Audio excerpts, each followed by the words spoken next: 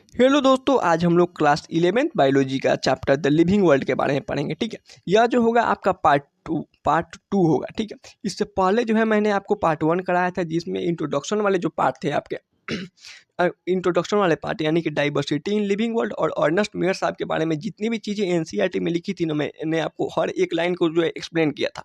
ठीक है, अगर आपने वीडियो देखा होगा तो आपको पता होगा। ठीक है, अब उसके बाद इस वीडियो में ना हम आज पढ़ने वाले हैं कि व्हाट इज लिविंग, लिविंग किसे कहते हैं। इस टॉपिक को पूरा कंप्लीट करेंगे। इसमें हम लोग डिफाइनिंग फीचर के बारे में जानेंगे, कैरेक्टरिस्टिक फीचर के बारे में जानेंगे, एनसीईआरटी की जो है रीडिंग करेंगे लाइन बाय लाइन। उसके बाद क्विक रिवीजन नोट्स बना लेंगे, यानी कि अगर बाद में हम इसको रिवाइज करना होगा ना, तो इस नोट्स से यानी कि ये सारे के सारे टॉपिक जो है ना आपके मतलब 1.5 पेज, यानी कि आपके जो है ना 1.5 पेज में ही सारे के सारे मतलब आज के जितने कंटेंट होंगे ना आ जाएंगे। और एक हम लोग बहुत प्यारा सा गेम खेलेंगे, जिससे आज हम लोग जितना भी चीज़ें पढ़े होंगे ना, उसको हम लोग केवल 5 मिनट में ही सारे के सारे चीज़ों को रिवाइज भी कर लेंगे आज इसी वीडियो में। उसके बाद नीट में जितने भी PYQ आए हैं इस टॉपिक से, उसको और कुछ अलग से भी क्वेश्चन जो है इसी वीडियो में हम लोग सॉल्व भी कर रहे होंगे। ठीक है, तो चलिए आपको देखिए जितना चीज़ लिख रहे हैं ना, लास्ट में आप मिला लीजिएगा। इसमें से कोई भी अगर एक एक भी चीज़ छूटा होगा ना, तो आप कमेंट में बताइए कि हाँ भैया आपने ये चीज़ छोड़ दिया। चलिए, अब हम लोग आते हैं द लिविंग वर्ल्ड के बारे में। ठीक है, तो कल के वीडियो में हमने देखा था कि जो हमारा लिविंग वर्ल्ड है ना, इसमें ह्यूज डाइवर्सिटी ऑफ ऑर्गेनिज्म दिखाई देती है। यानी कि जो हमारा मतलब जो हमारा अर्थ है ना, अर्थ पे अभी तक यानी कि टिल टुडे मतलब आज तक अभी तक जो है ना, हमने 1.7 टू 1.8 मिलियन स्पीसीज, अगर हिंदी में बोले ना तो 17 से लेकर के 18 लाख ऑर्गेनिजम्स को जो है लिविंग ऑर्गेनिज्म को हमने जो है आइडेंटिफाई कर लिया है। जिसमें से जो है ना आपके कितने 12 लाख जो थे ना, 12 लाख आपके एनिमल थे और 5 से 6 लाख में आपके प्लांट और फंगाई थे। ठीक है, अब इसमें भी बहुत सारे डाइवर्सिटी ऑफ ऑर्गेनिज्म दिखाई देते हैं। फॉर एग्जांपल देखें कि जो है ना आपके 1.7 टू 1.8 मिलियन स्पीसीज, इसमें से भी कुछ ऐसे स्पीसीज होते हैं जो हमारे नेक्ड आइज यानी कि अगर हम अपने नंगे आंखों से उसको देखना चाहें ना बिना किसी माइक्रोस्कोप के, तो हमें दिखाई भी नहीं देते हैं। फॉर एग्जाम्पल माइक्रोस्कोपिक ऑर्गेनिज्म यानी कि जो हो गया आपका इकोलाई हो गया, PPLO हो गया, माइकोप्लाज्म हो गया, वायरसेस हो गए। ये भी आपके वायरस तो आपका लिविंग थिंग नहीं होता, मतलब जो PPLO हो गया, बैक्टीरिया हो गया, इकोलाई हो गया, ये सब आपके जो है सो आपके जो है ना माइक्रोस्कोपिक ऑर्गेनिज्म होते हैं। यह भी हमारे मतलब लिविंग वर्ल्ड के ही हिस्से हैं। और कुछ ऐसे मतलब देखिए, धरती पे कुछ ऐसे ऐसे जगह है ना जहाँ पे हम लोग सोचते हैं कि यहाँ पे कोई मतलब ऑर्गेनिज्म प्रेजेंट नहीं हो सकता है। फॉर एग्जांपल माउंटेन में, ओशन में, डिजर्ट में, हॉट स्प्रिंग में। लेकिन यह हमें जान के आश्चर्य होगा ना कि यहाँ पे भी मतलब इस इतने मतलब जो है ना हार्श एक्सट्रीम हैबिटेट में भी जो है ना हमें कोई ना कोई लिविंग ऑर्गेनिज्म देखने को मिल ही जाता है। एग्जाम्पल के लिए समझिए, और हम पानी की बात करें, डीप सी की बात करें, मतलब गहरे समुद्र की बात करें ना, तो वहाँ पे भी जीव जंतु यानी कि मछलियाँ प्रेजेंट होती है। अगर आपने मतलब कुछ दिन पहले जो है आपने देखा होगा ना, ओशन गेट नाम का एक कंपनी था। ठीक है, जो सबमरीन बना रहा था, तो वह जो है टाइटेनिक के मलबे को देखने के लिए जब वो नीचे गए थे ना अपने सबमरीन से, यानी कि वह कितना हमारे ख्याल से 3200 मतलब शायद 3200 फीट नीचे शायद है टाइटेनिक का मलबा, मतलब इसी करीब में है। यानी कि अप्रोक्सीमेटली मानिए ना 4 किलोमीटर अंदर पानी में जब ये लोग गए थे ना टाइटेनिक को के मलबे को देखने के लिए, तो वहाँ पे पानी का इतना ज़्यादा प्रेशर था ना कि उनका जो सबमरीन था ना वो पानी के प्रेशर से फट गया था। समझ रहे हैं ना, इतना मतलब इंटेंस वहाँ पे आप सोच सकते हैं कितना इंटेंस वहाँ का मतलब क्या बोलते हैं एटमॉस्फेयर होगा। लेकिन उस इंटेंस एटमॉस्फेयर में भी जो है हमें कोई ना कोई आपके जो है लिविंग ऑर्गेनिज्म देखने को मिल रहे हैं। उसके बाद अगर हम लोग डिजर्ट की बात करें, ठीक है, तो यहाँ पे देखिए, यहाँ पे गर्मी के दिनों में दोपहर में नहीं, यहाँ पे इतना टेम्परेचर हाई हो जाता होगा ना, यहाँ पे अगर हम अपना नंगे पैर रखें ना तो हमारा पैर तक जल जाता है। लेकिन यहाँ पे भी कोई ना कोई लिविंग ऑर्गेनिज्म प्रेजेंट है। जैसे कि यहाँ पे देखिए फॉक्स फॉक्स जैसा कोई ऑर्गेनिज्म है। यहाँ पे देखिए वहाँ पे ये मतलब जो है इंसेक्ट भी प्रेजेंट होते हैं, जैसे कि स्कॉर्पियो, बिच्छू हो गया। ठीक है, अगर बात करें हम लोग कोल्ड मतलब कोल्ड इलाके की, ठीक है, जैसे कि पोलर रीजन हो गया, यहाँ पे देखिए, यहाँ पे जो है ना ये जो रीजन होगा ना, यहाँ पे इनके खाने के लिए कोई पेड़ पेड़ पौधे नहीं होते हैं वहाँ पे, फिर भी वहाँ पे आपका जीवन संभव है। कैसे? तो वहाँ पे देखिए पेंगुइन प्रेजेंट होते हैं, आपका पोलर बियर होता है।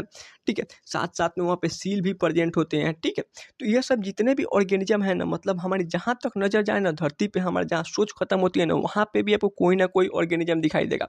फॉर एग्जाम्पल देखिए, ये पानी है ना, ये पानी आपका एसिडिक है, हॉट वाटर स्प्रिंग। ठीक है, एसिडिक वाटर है, इसका पीएच जो है लो है, इसमें अगर कोई हम लोग मतलब सोचेंगे कि भाई एसिडिक है तो इसमें इसके अंदर कोई भी मतलब ऑर्गेनिज्म प्रेजेंट नहीं होगा लिविंग, लेकिन इसके अंदर भी जो है ना आपके लिविंग ऑर्गेनिज्म देखने को मिलते हैं, उसको हम लोग बोलते हैं आर्कीबैक्टीरिया। आर्कीबैक्टीरिया समझे, जो आर्कीबैक्टीरिया, और इसका नाम होता है थर्मो एसिडोफिलिक बैक्टीरिया। आगे हम लोग पढ़ेंगे जब बायोलॉजिकल क्लासिफिकेशन पढ़ेंगे ना तो उसमें पढ़ेंगे, ठीक है। तो वही चीज़ें यहाँ पे लिखी हुई है कि जो आपका आपका नेचुरल ऑर्गेनिज्म का ये जो ब्यूटी है ना, वो हमें जो है बहुत गहरे आश्चर्य में डाल देता है। अच्छा, अब देखिए, अब हमारी धरती पे जो है ना इतने ज़्यादा आपके डाइवर्सिटी देखने को मिल रही है ना, तो यहाँ पे अगर डाइवर्सिटी ज़्यादा है, अलग अलग तरीके के लोग, अलग अलग तरीके के स्पीसीज धरती पे प्रेजेंट है, तो इन लोगों के बीच में कॉन्फ्लिक्ट और कोऑपरेशन दोनों के दोनों दिखाई देंगे, समझ रहे हैं ना। और ये जो कॉन्फ्लिक्ट और कोऑपरेशन होगा ना, अलग अलग लेवल पे जो होगा ना, अलग अलग चीज़ों के लिए होगा।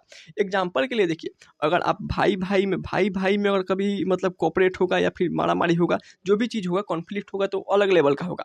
अगर पेरेंट्स में और उसके मतलब उनके ऑफ स्प्रिंग में अगर मतलब कॉन्फ्लिक्ट या फिर कोऑपरेशन हो तो वो अलग चीज़ों के लिए होगा।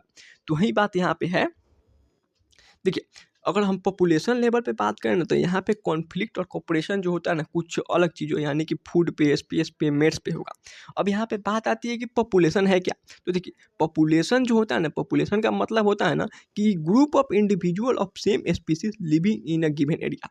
कहने का मतलब है ना कि एक ऐसा इलाका है ना, उसमें केवल उसी स्पीसीज के मेंबर प्रेजेंट है, उसको हम लोग बोलते हैं पॉपुलेशन।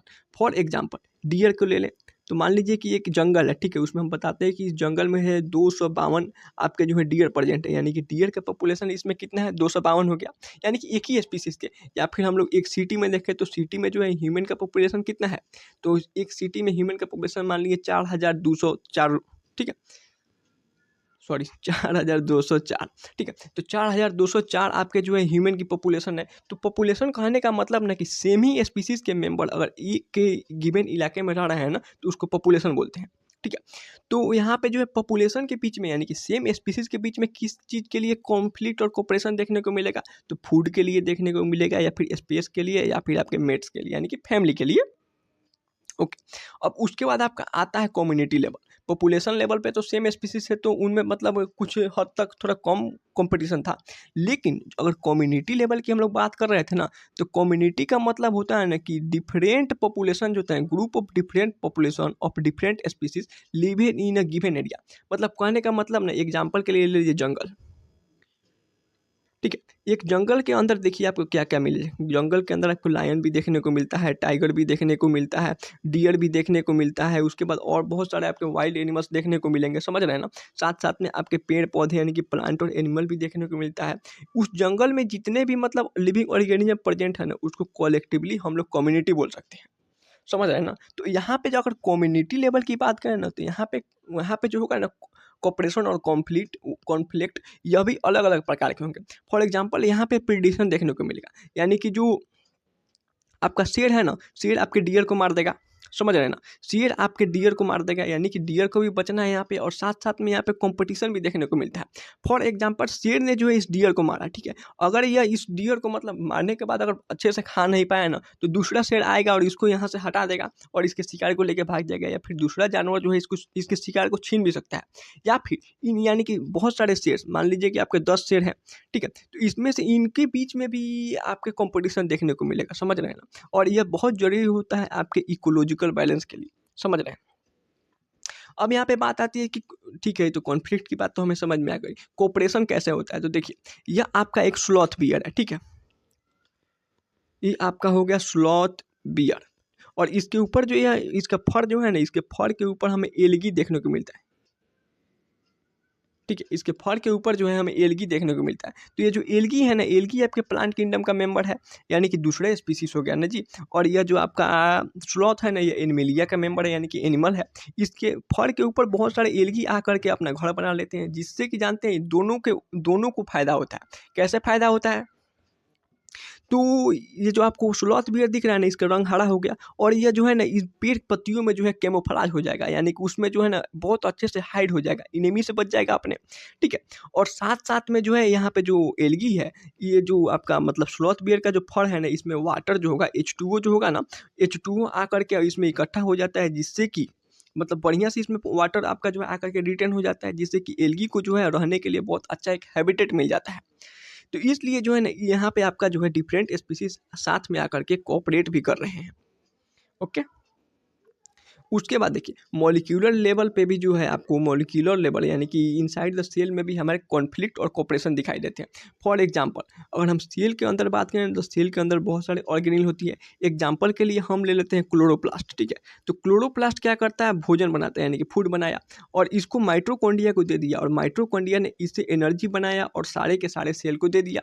यानी कि जो हो गया यहाँ पे जो है ना, यहाँ पे जो है हमें कोऑपरेशन दिखाई दिया।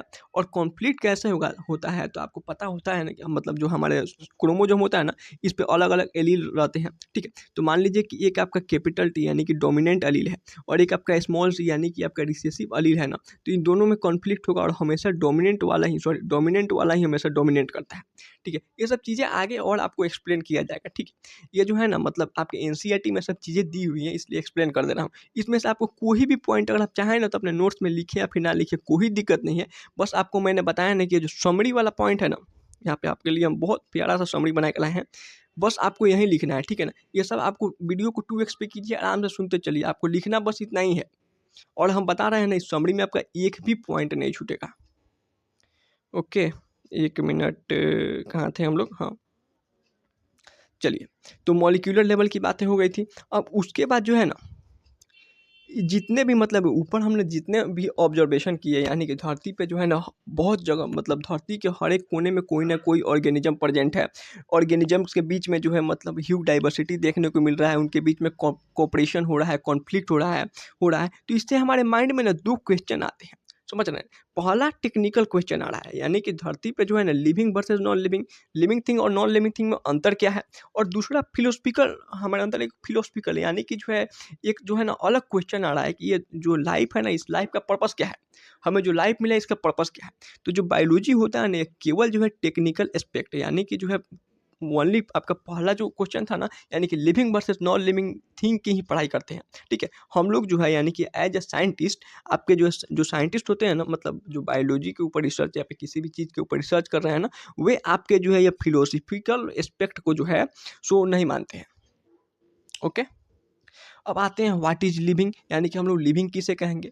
तो अगर आपने इससे पहले जो है ना क्लास 10th में चैप्टर पढ़ा होगा लाइफ प्रोसेसेस, तो वहाँ पे एक चीज़ बताई जाती है ना कि अगर कोई भी थिंग्स है ना उसके अंदर कुछ प्रॉपर्टी, फॉर एग्जांपल क्या था, तो MISGREN से हमने याद किया था कि अगर कोई भी ऑर्गेनिज्म मूवमेंट शो कर रहा है, इंजेक्शन कर रहा है यानी कि खाना को खा रहा है, ठीक है, उसके बाद आपका स्टिमुलस यानी कि रिस्पॉन्स कर रहा है, उसके बाद आपका उसके अंदर ग्रोथ हो रहा है, उसके बाद रिप्रोड्यूस कर रहा है, जी और ई से आपका एक्सक्रीट आउट कर रहा है, खाना खा रहा है तो उसको बाहर भी तो निकालेगा ना, और न्यूट्रिशन ले रहा है ना, यानी कि ये 7 प्रॉपर्टी कोई भी ऑर्गेनिज्म आपका शो करता है ना, तो उसे हम लोग लिविंग कंसीडर कर रहे थे, ठीक है। तो वही बात यहाँ पे भी है कि हम लोग कुछ ऐसे प्रॉपर्टीज है ना जिसको देख करके बता देते हैं कि हाँ भाई ये लिविंग है। फॉर एग्जांपल उसमें ग्रोथ देखने को मिलता है, रिप्रोडक्शन, वे लोग रिप्रोड्यूस करते हैं, उसके बाद जो है आसपास के वातावरण को सेंस करते हैं और साथ में सूटेबल आपके जो है रिस्पॉन्स को भी देते हैं, ठीक है। उसके अलावा भी इसमें और बहुत सारे फीचर्स होते हैं। फॉर एग्जाम्पल ये लोग मेटाबॉलिज्म को शो करते हैं, आगे देखेंगे मेटाबॉलिज्म क्या होता है, यहाँ पे बता देते हैं। हमारे बॉडी में जो है ना, बॉडी में जितने भी रिएक्शंस हो रहे हैं ना, बॉडी में जितने रिएक्शंस हो रहे हैं ना, उसी को हम लोग मेटाबॉलिज्म बोल देते हैं। इसको पढ़ना है आगे तो और बढ़िया से इसको हम बताएंगे, अभी तो मतलब ये आपका एनसीईआरटी में जितना फर्स्ट पेज में लिखा है उसको एक्सप्लेन कर देते हैं, ठीक है। उसके बाद सेल्फ रेप्लिकेट होता है, यानी कि देखिए हमारे बॉडी में जो होता है ना डीएनए से आरएनए बनता है, आरएनए से आपका प्रोटीन बनता है, आगे हम लोग पढ़ेंगे मॉलिक्यूलर बेसिस में, तो उसमें ये सब बढ़िया से पढ़ेंगे, ठीक है।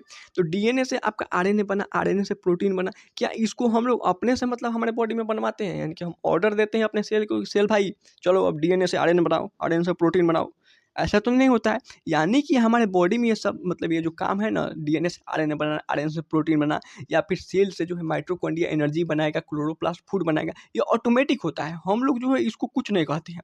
यानी कि जो है लिविंग थिंग्स में जो है ना कुछ काम मतलब उसमें जो है ना सेल्फ रेप्लिकेशन देखने को मिलता है। फिर सेल्फ ऑर्गेनाइज कहने का मतलब है ना कि देखिए हम लोगों का बॉडी सबसे पहले क्या था, तो अब आप आराम से बताते हैं। देखिए ओवा प्लस स्पर्म जो था ना आकर के मीट किया, तो मतलब हमारा बॉडी यानी कि हम लोग बने कौन सा, जाइगोट बना, जो कि आपका सिंगल सेल था, ठीक है। यानी कि देखिए इसमें आपके 23 क्रोमोजोम थे और इसमें आपके 23 क्रोमोजोम थे। आगे जाइगोट बना तो इसमें 46 क्रोमोजोम थे। थोड़ा समझ देखिए केवल समझाने के लिए बता रहे हैं, ठीक है ना, ऐसा इसको लिखिए ओके का मत, ठीक है। तो ये जो क्रोमोजोम था ना सिंगल सेल था, ये सिंगल सेल डिवाइड करके आपके 2 सेल बनाया होगा, 2 से 4, 4 से 8, 8 से मतलब ऐसे करते करते करते करते ना हजारों लाखों सेल बनाया होगा। वहाँ से ये लोग आपस में एग्रीगेट होकर के हमारे बॉडी में टिश्यू बनाए होंगे, टिश्यू से ऑर्गेन बना होगा, ऑर्गेन से ऑर्गेन सिस्टम बना होगा। क्या इन सभी चीज़ों के लिए जो है हमने उन्हें ऑर्डर दिया, मतलब हमने जो है उन्हें ऑर्डर दिया कि भाई अब चलो यार सेल जो है अब सेल से टिश्यू बनाओ, टिश्यू से ऑर्गन बनाओ, ऐसा तो हुआ नहीं। यानी कि लिविंग थिंग्स में जो है ना, लिविंग थिंग्स आपके सेल्फ ऑर्गेनाइज भी होते हैं, यानी कि वे खुद को जो है ना अपने आप को जो है सेल्फ ऑर्गेनाइज कर लेते हैं, ठीक है। उसके बाद जो है लिविंग थिंग्स जो होते हैं ना, थोड़ा सा छोटा कर लेते हैं। लिविंग थिंग जो होते हैं ना आपके इंटरेक्ट और इमरजेंस का प्रॉपर्टी शो करते हैं। इंटरेक्ट यानी कि आपस में एक दूसरे से इंटरेक्ट करते हैं। फॉर एग्जांपल अभी हमने देखा प्रीडेशन के लिए, यानी कि जो है प्लांट और एनिमल एक साथ इंटरेक्ट किए, तो प्लांट जो हो गया हमें फूड दे देता है और एनिमल जो हो गया ना ये प्लांट को भी कुछ देते हैं। क्या देते होंगे, तो देखिए एनिमल में अगर हम बी की बात करें तो बी जो है ना यहाँ पे आता है, यहाँ से नेक्टर ले लिया यानी कि फूड लिया, तो उसके बदले में जो है ना इसे पोलिनेशन करा देते हैं, यानी कि इससे प्लांट का भी फायदा और एनिमल का भी फायदा होता है। इंटरेक्शन यानी कि दोनों दो चीज़ों के बीच में जो है ना आपका कुछ कुछ जो है इंटरेक्शन हो रहा है, जिससे कि या तो दोनों के दोनों इफेक्ट होंगे, ओके। और एक आपका इमरजेंस आता है। इमरजेंस कहने का मतलब है ना कि आपकी छोटी छोटी चीज़ें मिल करके एक बड़ी चीज़ बना लेती है। फॉर एग्जांपल हमारा जो सेल था ना, सेल सॉरी एकदम सिंपल बताते हैं। देखिए हमारे बॉडी में जो ऑर्गेनिल थे, ऑर्गेनिल्स यानी कि आपका राइबोसोम, माइटोकॉन्ड्रिया, क्लोरोप्लास्ट, ये सब चीज़ें आपस में एग्रीगेट होकर के हमारे बॉडी में सेल को बनाया। सेल आपस में एग्रीगेट होकर के हमारे बॉडी के टिश्यू को बनाए। तो देखिए ऑर्गेनिल में जो प्रॉपर्टी नहीं थी ना वो हमारे सेल में देखने को मिलती है। सेल में जो प्रॉपर्टी नहीं होगी ना वो हमें टिश्यू में देखने को मिलेगी। फॉर एग्जाम्पल सेल क्या कर रहा था, तो हमारे बॉडी के बेसिक फंक्शन को परफॉर्म करते हैं, लेकिन टिश्यू जो होता है ना, टिश्यू में मान लीजिए हमारा जो है बोन आपका टिश्यू होता है। बोन जो होता है ना आपका कनेक्टिव टिश्यू है, तो बोन हमारे बॉडी का क्या कर रहा है, तो बोन हमारे बॉडी को बेसिक फ्रेमवर्क दे रहा है, समझ रहे हैं ना। इपिथेलियल टिश्यू की बात करेंगे तो हमारे बॉडी में प्रोटेक्शन देने का काम करेगा। क्या सेल हमारे बॉडी में प्रोटेक्शन देता है, यानी कि सिंपल वो है ना, तो इमरजेंस का मतलब होता है ना कि छोटे छोटे चीज़ें मिल करके जो है ना एक बड़ा चीज़ बनाए हमारे बॉडी में, चाहे किसी भी चीज़ में नया प्रॉपर्टी इमर्ज कर ले और उसमें कुछ नए क्षमता दिखाई दे जो पहले नहीं थी, उसी को हम लोग इमरजेंस बोलते हैं। और यह चीज़ें जो है ना हमको फिर आगे भी पढ़ना है, तो आगे और अब जो है अभी तक हमने जितने भी चीज़ों को पढ़ा ना उसको हम लोग एनसीईआरटी में जो है मतलब एनसीईआरटी से देख लेते हैं, ठीक है। वीडियो को आराम से आप 2x पे कीजिए और आराम से बस एनसीईआरटी सामने रखिए और देखिए हर एक पॉइंट आपको जो है रिकॉल होगा, ओके। तो देखिए जो हमारा लिविंग वर्ल्ड है ना ये बहुत ज़्यादा वंडरफुल है, ठीक है। यहाँ पे जो है ना हमें एक्स्ट्रा ऑर्डिनरी हैबिटेट देखने को मिलता है, यानी कि यहाँ पे जो लिविंग ऑर्गेनिज्म है ना आपके कोल्ड माउंटेन पे डिसिडुअस फॉरेस्ट हो गया, ओशन हो गए, फ्रेश वाटर हो गया, फ्रेश वाटर लेक हो गया, डिजर्ट हो गया, हॉट स्प्रिंग हो गए, यानी कि कितने भी आपके हार से मतलब हैबिटेट क्यों ना हो वहाँ पे कोई ना कोई आपको लिविंग ऑर्गेनिज्म देखने को मिलेगा ही मिलेगा, समझे। और यह हमें जो है ना मतलब जो है अवाक रहने पर यानी कि स्पीचलेस यानी कि अवाक रहने पर जो है मजबूर कर देता है, ओके। उसके बाद हम मतलब नेचर की ब्यूटी की बात करें ना, तो हम जो मतलब नेचर में देखते हैं ना कैसे घोड़े घोड़े आपस में मतलब बहुत सारे घोड़े दौड़ रहे हैं, बर्ड्स जो है माइग्रेट कर रही हैं, फूलों की वादियाँ हमारे मतलब धरती पे अगर हम देखें ना तो फूलों की वादियाँ फुलवाड़ियाँ दिखाई दे रही हैं, शार्क कैसे दूसरे मछलियों के ऊपर अटैक कर रहा है, समझ रहे हैं ना। ये सब चीज़ें देख करके ना हमारे अंदर एक बहुत डीप सेंस ऑफ वंडर हमारे अंदर आ जाता है, ठीक है। अब धरती पे जो बात मतलब धरती पे बात करें तो इतने सारे आपके यानी कि 1.7 से 1.8 मिलियन स्पीसीज प्रेजेंट है, ठीक है। तो इनमें जो है ना आपको आपका जो है कॉन्फ्लिक्ट और कोऑपरेशन दिखाई देगा, समझे। और ये जो कॉन्फ्लिक्ट और जो कोऑपरेशन था ना ये अलग अलग में मतलब अलग अलग लेवल पर अलग अलग तरीके का होगा।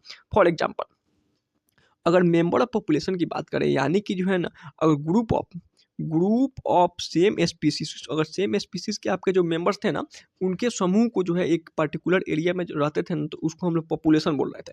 फॉर एग्जांपल जो था आपका डियर का पॉपुलेशन मतलब कितने डियर है उस इलाके में या फिर कितने ह्यूमन है उस इलाके में, उसको हम लोग पॉपुलेशन बोल रहे थे।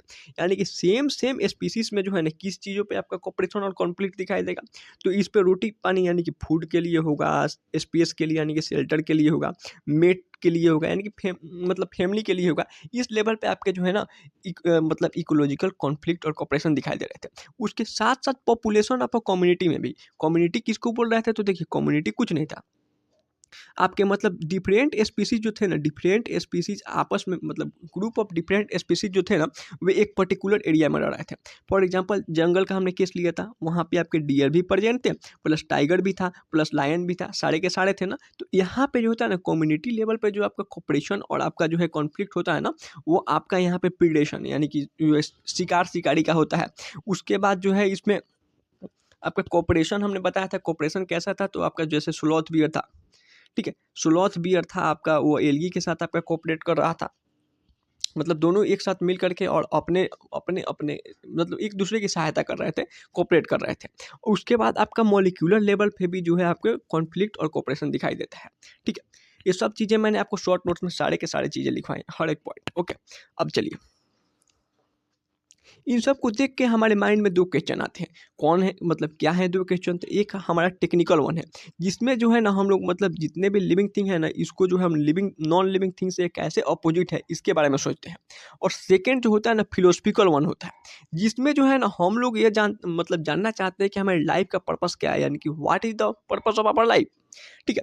और एज ए साइंटिस्ट अगर मतलब कोई साइंटिस्ट है ना, तो वे लोग जो होते हैं ना आपके सेकंड क्वेश्चन यानी कि फिलोसफिकल वन यानी कि हमारे लाइफ का पर्पस क्या है ना, इसको अटेम्प्ट नहीं करते हैं। वे लोग केवल फर्स्ट यानी कि टेक्निकल वन को ही जो है आपके साइंटिस्ट लोग इसी के ऊपर स्टडी करते हैं, यानी कि बायोलॉजी में जो है ना हम लोग जो है लिविंग वर्सेस नॉन लिविंग ही करते हैं, ओके। अब आता है व्हाट इज लिविंग, तो कुछ ऐसे देखिए लिविंग थिंग को डिफाइन करना हो ना, तो कुछ ऐसे चीज़ें हैं ना जो हम ऐसे ही बता मतलब देख के ही बता देते हैं कि भाई ये लिविंग थिंग का फीचर है। फॉर एग्जांपल ग्रोथ हो गया, रिप्रोडक्शन हो गया, एबिलिटी टू सेंस इन्वायरमेंट, और उसके बाद आसपास के वातावरण को सेंस करते हैं और सूटेबल उसके मतलब सूटेबल रिस्पॉन्स भी देते हैं। ये सब देखते ही हमारे तुरंत हमारे माइंड में ये ख्याल आता है ना कि ये सब सारे के सारे आपके लिविंग थिंग्स के जो है फीचर्स हैं, ठीक है। लेकिन इसके अलावा भी और हमारे बॉडी में और सारे आपके फीचर्स होते हैं। एग्जाम्पल के लिए मेटाबॉलिज्म हो गया था, क्या था ये, तो टोटल हमारे बॉडी में जितने भी रिएक्शन थे ना, उन सभी को मिला करके हम लोग मेटाबॉलिज्म बोल रहे थे। आगे पढ़ना है इसको। उसके बाद एबिलिटी टू सेल्फ रेप्लिकेट, उसके बाद आपका हो गया self organise, interact and emergence वाली जितनी ही प्रॉपर्टी होती है आपके लिविंग थिंग्स की जो है कुछ प्रॉपर्टीज होती हैं, ओके। चलिए, अब हम लोग आते हैं ना, देखते हैं कि कैरेक्टरिस्टिक फीचर क्या होती है। तो देखिए, all character of living organism को हम लोग मतलब जितने भी लिविंग ऑर्गेनिज्म जो है ना, और कोई भी आपका मतलब फंक्शन कर रहा है ना, तो उसको हम लोग कोई भी अगर फीचर शो कर रहा है ना, तो उसको हम लोग कैरेक्टरिस्टिक फीचर बोल देते हैं। फॉर एग्जांपल वॉकिंग हो गया, रनिंग हो गया, क्लाइंबिंग हो गया, स्विमिंग हो गया, ग्रोथ हो गया, रिप्रोडक्शन हो गया। यहाँ पे जो ये लड़का है ना, हाथ मतलब बाय बोल रहा है या फिर हाई बोल रहा है, जैसे आप ले सकते हो, बाय भी समझ लो, हाई भी समझ लो। अगर ये बाय या फिर हाई बोल रहा है ना, तो ये इसका कैरेक्टरिस्टिक फीचर हो गया। या बच्चा स्केटिंग कर रहा है तो इसका कैरेक्टरिस्टिक फीचर हो गया। और यहाँ पे एक और बात है कि इसमें कोई मैंडेटरी नहीं है ना कि ये जो मतलब जो आपका कैरेक्टर है, ये हर एक लिविंग ऑर्गेनिज्म में प्रेजेंट हो। एग्जाम्पल के लिए हमने ग्रोथ को देखा, ग्रोथ जो है ना दुनिया का हर एक लिविंग ऑर्गेनिज्म जो है ना सो ग्रो कर रहा है, ठीक है। और उसके बाद हमने रिप्रोडक्शन भी लिया है कैरेक्टरिस्टिक फीचर में। दुनिया के हर एक जो आपके मतलब दुनिया का हर एक आपका जो स्पीसीज होते हैं ना, या फिर हर एक लिविंग ऑर्गेनिज्म होता है ना, वो रिप्रोड्यूस नहीं करता है। कैसे? तो देखो, रिप्रोडक्शन की बात करें ना, तो म्यूल, पिछले लेक्चर में हमने देखा म्यूल देखा और हिनी देखा, ठीक है। या अब कुछ लोग बोलेंगे भैया तो यार मतलब डिफरेंट स्पीसीज के मेंबर थे इसलिए आपके जो है स्टाइल थे। लेकिन अगर सेम स्पीसीज के होते तो ये मतलब जो है रिप्रोड्यूस कर सकते थे ना, आपके अर्नेस्ट मेयर साहब के मतलब बायोलॉजिकल कॉन्सेप्ट के अनुसार। तो हाँ, ये तो मतलब चलिए हम मान लेते हैं आपकी इस बात को। लेकिन स्टेराइल ह्यूमन का क्या? ह्यूमन जो है जो मतलब स्टेराइल ह्यूमन होते हैं या फिर आपका जो वर्कर भी होते हैं, ये भी तो रिप्रोड्यूस नहीं करते हैं ना, समझ रहे हैं ना। तो यानी कि आपका कैरेक्टरिस्टिक फीचर उसको बोलेंगे ना कि लिविंग ऑर्गेनिज्म में अगर कोई भी अगर कैरेक्टर को शो कर रहा है ना, तो उसको हम लोग बोल देंगे ये उसका कैरेक्टरिस्टिक फीचर है, समझे।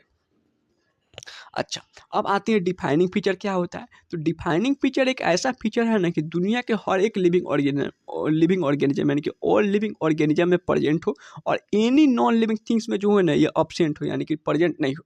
कहने का मतलब है ना कि 100% आपके जो है लिविंग ऑर्गेनिज्म में जो है ना ये फीचर आपका प्रेजेंट हो, और 100% दुनिया के 100% यानी कि सारे के सारे नॉन लिविंग थिंग्स में जो है ना ये फीचर जो आपका अब्सेंट हो, ठीक है ना। अब्सेंट हो तो उसको इस फीचर को हम लोग डिफाइनिंग फीचर बोल देते हैं। Defining feature of living organism कहने का मतलब देखिए इसके 3 एग्जांपल है। एक सेलुलर ऑर्गेनाइजेशन यानी कि है सेल।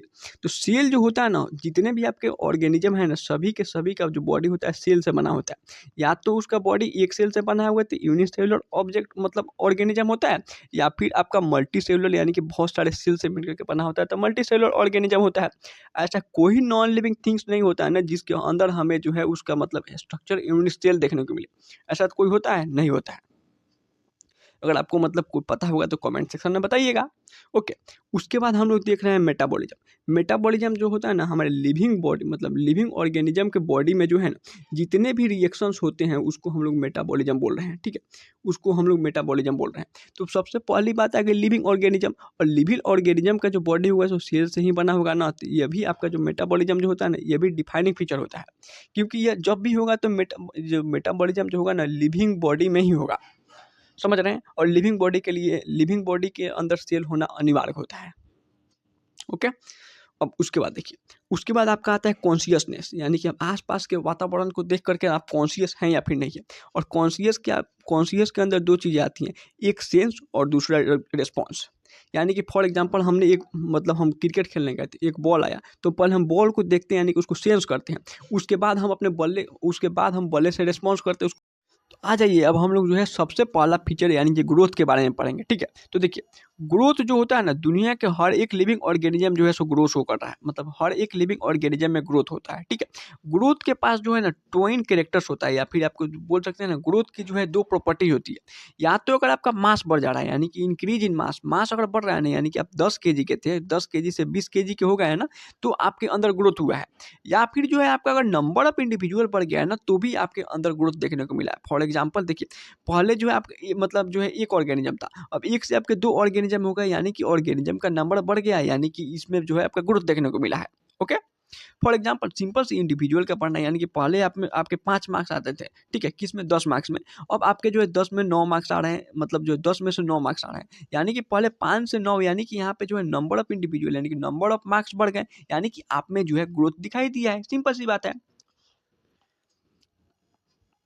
अब देखिए मतलब अलग अलग ऑर्गेनिज्म होते हैं ना उनमें कैसे कैसे ग्रोथ होता है उसको देखते हैं। तो देखिए यूनिसेलुलर ऑर्गेनिज्म की बात करें ना तो इसमें आपका ग्रोथ, सेल डिवीजन और रिप्रोडक्शन जो होता है ना म्यूचुअली इंक्लूसिव इवेंट होता है। बोले तो देखिए कहने का मतलब है ना कि अगर आपका सेल डिवाइड कर रहा है ना तो आपका जो है रिप्रोडक्शन और ग्रोथ मतलब जो है ना एक वो भी एक ही साथ हो जाएगा, यानी कि इंटरडिपेंडेंट है। अगर आपका जो है ग्रोथ हुआ ना तो आपका सेल डिवीजन और रिप्रोडक्शन यूनिसेलुलर में एक ही साथ, मतलब सारे के सारे फंक्शन जो होते हैं ना प्रोसेसेस एक ही साथ हो जाते हैं। एग्जाम्पल के लिए समझिए, यहाँ पे एक आपका बैक्टीरिया है, ठीक है ना, पहले आपका एक बैक्टीरिया है, इसके अंदर मान लीजिए रिप्रोडक्शन हुआ, यानी कि एक बैक्टीरिया जो है डिवाइड करके बाइनरी फ्यूजन करके आपके दो डॉटर सेल, एक और मतलब एक और ये दो डॉटर सेल बना लिया, ठीक है। अब यहाँ पे देखेंगे ना तो एक तो रिप्रोडक्शन हुआ, दूसरा आपका सेल डिवाइड किया यानी कि एक सेल डिवाइड करके दो सेल बन गया, दो डॉटर सेल में डिवाइड हो गया है। और साथ साथ में यहाँ पे नंबर ऑफ इंडिविजुअल बढ़ गया है, नंबर ऑफ आपका इंडिविजुअल जो था ये भी तो इंक्रीज हो जा रहा है ना। पहले आपके एक सेल थे, अब एक से आपके जो है दो सेल बन गए हैं, यानी कि नंबर ऑफ इंडिविजुअल बढ़ गया, तो यहाँ पे ग्रोथ भी हो गया, ठीक है। यानी कि यहाँ पे आपका सबसे पहले रिप्रोडक्शन हुआ, साथ साथ में सेल डिवीजन भी हो गया और ग्रोथ भी हो गया, सारे के सारे इंक्लूसिव यानी कि इंटरडिपेंडेंट इवेंट्स थे। ओके, अब हम लोग मल्टी सेलुलर ऑर्गेनिज्म की बात करते हैं, तो जो हमारा मल्टी सेलुलर ऑर्गेनिज्म है ना इसमें आपका ग्रोथ और रिप्रोडक्शन जो होते हैं ना म्यूचुअली एक्सक्लूसिव होता है, यानी कि इंडिपेंडेंट होते हैं, स्वतंत्र होते हैं। कहने का मतलब है ना कि अगर आपके अंदर ग्रोथ हो रहा है तो इसका मतलब ये नहीं कि आपका रिप्रोडक्शन भी उसी समय हो जाएगा, दोनों अलग अलग होते हैं, मतलब अलग अलग आपके प्रोसेसेस हैं। ग्रोथ कब होता है? जब हमारे बॉडी के जो है ना सेल्स जो है डिवाइड करते हैं तो हमारे अंदर ग्रोथ देखने को मिलता है। और रिप्रोडक्शन मतलब जो है मल्टी सेलुलर में आपके जो रिप्रोडक्शन होते हैं ना वे जो है तब होते हैं ना जब आपके जो है यहाँ पे मतलब रिप्रोडक्शन या तो सेक्सुअल नहीं तो एसेक्सुअल होगा, तो वो अलग चीज़ें हो गई अभी, ठीक है। अब ग्रोथ बात करें ना, ग्रोथ यूनिसेलुलर मल्टीसेलुलर में देख लिया, प्लांट में ग्रोथ कैसे होता है। तो देखिए प्लांट में जो है ना ग्रोथ आपका जो होता है कंटिन्यूअसली होता है थॉट आउट द लाइफ, यानी कि जीवन प्रांत तक जो है ना प्लांट में आपके जो है ग्रोथ होते रहते हैं। क्यों होते हैं? क्योंकि इनके अंदर आपके मेरिस्टेमेटिक के सेल होते हैं या फिर मेरिस्टेमेटिक टिश्यू होते हैं। जब हम लोग पढ़ेंगे ना एनाटॉमी ऑफ फ्लावरिंग प्लांट्स, तो उसमें यह जो है मतलब प्लांट टिश्यू पढ़ेंगे तो उसमें यह सब सारी की सारी बातें आपको बहुत अच्छे से मतलब पता चलेंगी क्यों ऐसा होता है, पढ़िए से डिटेल में, ठीक है। उसके बाद देखिए क्यों ये जो आपके मेरिस्टेमेटिक जो सेल है ना ये कंटिन्यूअसली आपके डिवाइड करते रहते हैं, यानी कि लाइफ टाइम तक जो है यह डिवाइड करते रहते हैं, ठीक है। अब कुछ लोगों के माइंड में एक बात आएगी नहीं कि भैया यार हमारे यहाँ जो पीपल का पेड़ है ना, आज से 5 साल पहले भी वो 5 ही मीटर का था, आज भी वो 5 ही मीटर का है। लेकिन ऐसा तो नहीं होगा, मतलब पहले 5 मीटर का था ना, अब थोड़ा 5.2 मीटर का जरूर हुआ होगा, ठीक है। अब अगर आपने देखा होगा तो उसको नापिएगा, ओके। मजाक कर रहे हैं, सॉरी। ठीक है, यह जो आपका पेड़ है ना, तो इसका जो मतलब हाइट तो भले बाद में मतलब कुछ समय बाद ना मतलब थोड़ा धीरे धीरे एकदम बहुत धीरे धीरे बढ़ता है, लेकिन अगर इसकी चौड़ाई की बात करें तो इसकी चौड़ाई हमेशा बढ़ती रहती है। फॉर एग्जाम्पल अगर आपने पहले देखा होगा ना उस समय 5 साल पहले, तो इसकी चौड़ाई मान लीजिए कि 2 मीटर होगी, ठीक है। लेकिन अब इसकी चौड़ाई आपकी 3 मीटर हो गई होगी।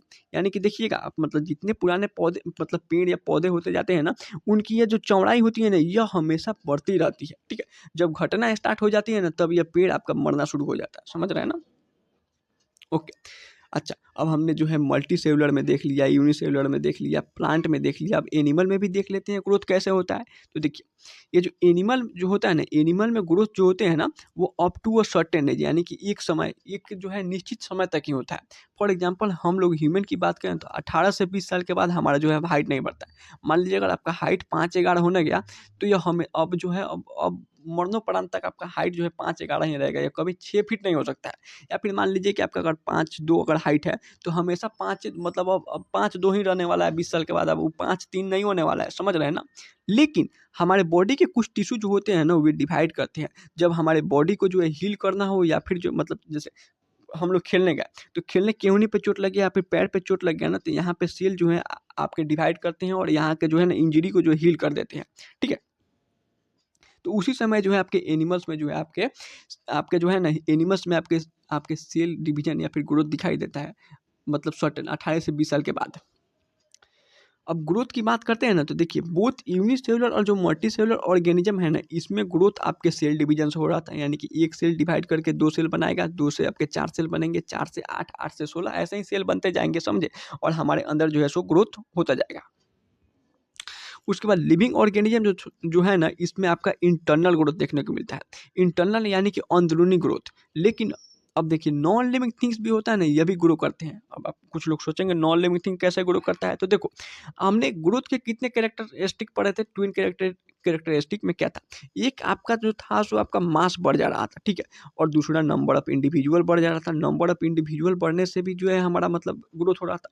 तो यहाँ पे मास बढ़ने को भी हम लोग ग्रोथ मतलब ग्रोथ की एक क्राइटेरिया मान रहे थे, ठीक है। तो यहाँ पे क्या हुआ, नॉन लिविंग थिंग्स एग्जांपल के लिए हमने ले लिया सैंड माउंट, यानी कि ये जो रेत का टीला है ना, अगर इस पे हवा आया मतलब बहुत जोर जोर से हवा आया और बहुत सारे रेत के कणों को जो है ना इस पे इस मतलब इस टीले पे ला करके और एक्यूमुलेट कर दिया, यानी कि इस पे ला करके रख दिया, इससे कि इस टीला ये जो सैंड माउंट है ना इसका मास जो है सो इंक्रीज हो जाएगा। मास इंक्रीज हो गया तो इसमें ग्रोथ देखने को मिलेगा। वैसे ही अगर हम यहाँ पे इस माउंटेन की बात करें, तो इस माउंटेन के ऊपर जो है ना क्या हुआ, तो इस माउंटेन के ऊपर आपके स्नो, ठीक है। इस माउंटेन के ऊपर आपका स्नो आकर के एक्यूमुलेट हो गया, यानी कि आकर के इसके सरफेस के ऊपर आकर के स्नो बैठ गया, जिससे कि इस माउंटेन का मास बढ़ गया। माउंटेन का मास बढ़ गया तो यानी कि माउंटेन के अंदर हमें ग्रोथ देखने को मिला, समझ रहे हैं ना। तो यहाँ पे देखिए, यहाँ पे एक क्लू मतलब आपके माइंड में एक चीज़ आना चाहिए कि जो आपके नॉन लिविंग थिंग्स है ना, इसमें जो है आपका जो ग्रोथ है एक्सटर्नल है, क्योंकि जो बाहरी है, जो आपका स्नो आया है ऊपर बाहर से आया है। यहाँ पे जो रेत के कण यहाँ पे आकर के मतलब एक्यूमुलेट हुए ये भी बाहर से हैं। यानी कि नॉन लिविंग थिंग्स में जो है ना हमें हमें जो है एक्सटर्नल या फिर एक्सटेंसिव ग्रोथ देखने को मिल रहा है, यानी कि बाहरी जो है ग्रोथ देखने को मिल रहा है, ओके। अब देखिए, अब सीन्स मतलब सीन्स आपका नॉन लिविंग थिंग जो है ना ये भी आपके ग्रो कर रहे थे। कैसे? तो इनके अंदर जो है ना मास आपका इंक्रीज हो रहा था और मास इंक्रीज को हम लोग जो है ग्रोथ मान रहे थे। ठीक है, तो इसीलिए जो है ना ग्रोथ आपका डिफाइनिंग फीचर नहीं होगा, क्योंकि देखिए दुनिया के 100% में 100% ऑर्गेनिज्म यानी कि लिविंग ऑर्गेनिज्म में ग्रोथ तो होता है, लेकिन दूसरा क्राइटेरिया यानी कि 100% नॉन लिविंग थिंग्स में यह प्रॉपर्टी मतलब जो ये फीचर जो होगा ना, अगर अब्सेंट होता ना तभी हम इसको डिफाइनिंग फीचर मानते हैं। लेकिन अभी तो हमने देखा कि नॉन लिविंग थिंग्स में भी आपके जो है सो ग्रोथ दिखाई दे रहे हैं, यानी कि ये फीचर आपका केवल कैरेक्टरिस्टिक फीचर ही बन के रह गया। यानी कि ग्रोथ आपका जो है केवल कैरेक्टरिस्टिक फीचर ही होता है किसी भी ऑर्गेनिज्म के। ओके, अब यहाँ पे एक और आपके मतलब माइंड में एक और क्वेश्चन आएगा। ठीक है, वो आपका आता है ना इंटरनल ग्रोथ की बात करना। जैसे कि इंटरनल जो ग्रोथ था वो क्या था? इंटरनल ग्रोथ आपके लिविंग ऑर्गेनिज्म में कैसे ग्रोथ दिखाई दे रहे थे? तो आप इंटरनल मतलब लिविंग ऑर्गेनिज्म में जो है ना इंटरनल ग्रोथ यानी कि अंदरूनी ग्रोथ दिखाई दे रहा था। तो इसलिए जो है ना आपका इंटरनल ग्रोथ जो होता है सो डिफाइनिंग फीचर होता है। ठीक है, क्योंकि नॉन लिविंग थिंग्स में पे क्या था? तो नॉन लिविंग थिंग्स में जो है ना आपको जो है एक्सटर्नल ग्रोथ दिखाई दे रहा था। ठीक है, और जितने भी लिविंग थिंग्स होते हैं ना उसमें आपको इंटरनल ग्रोथ दिखाई देता है, इसलिए इंटरनल ग्रोथ आपका जो हो गया डिफाइनिंग फीचर हो गया।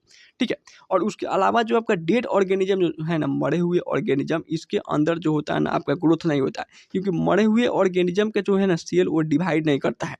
समझे? चलिए, अब इसी चीज़ को हम लोग जो है एनसीईआरटी में देख लेते हैं। तो देखिए इसमें लिखा हुआ है कि जितने भी लिविंग ऑर्गेनिज्म है ना सारे के सारे ग्रो करते हैं।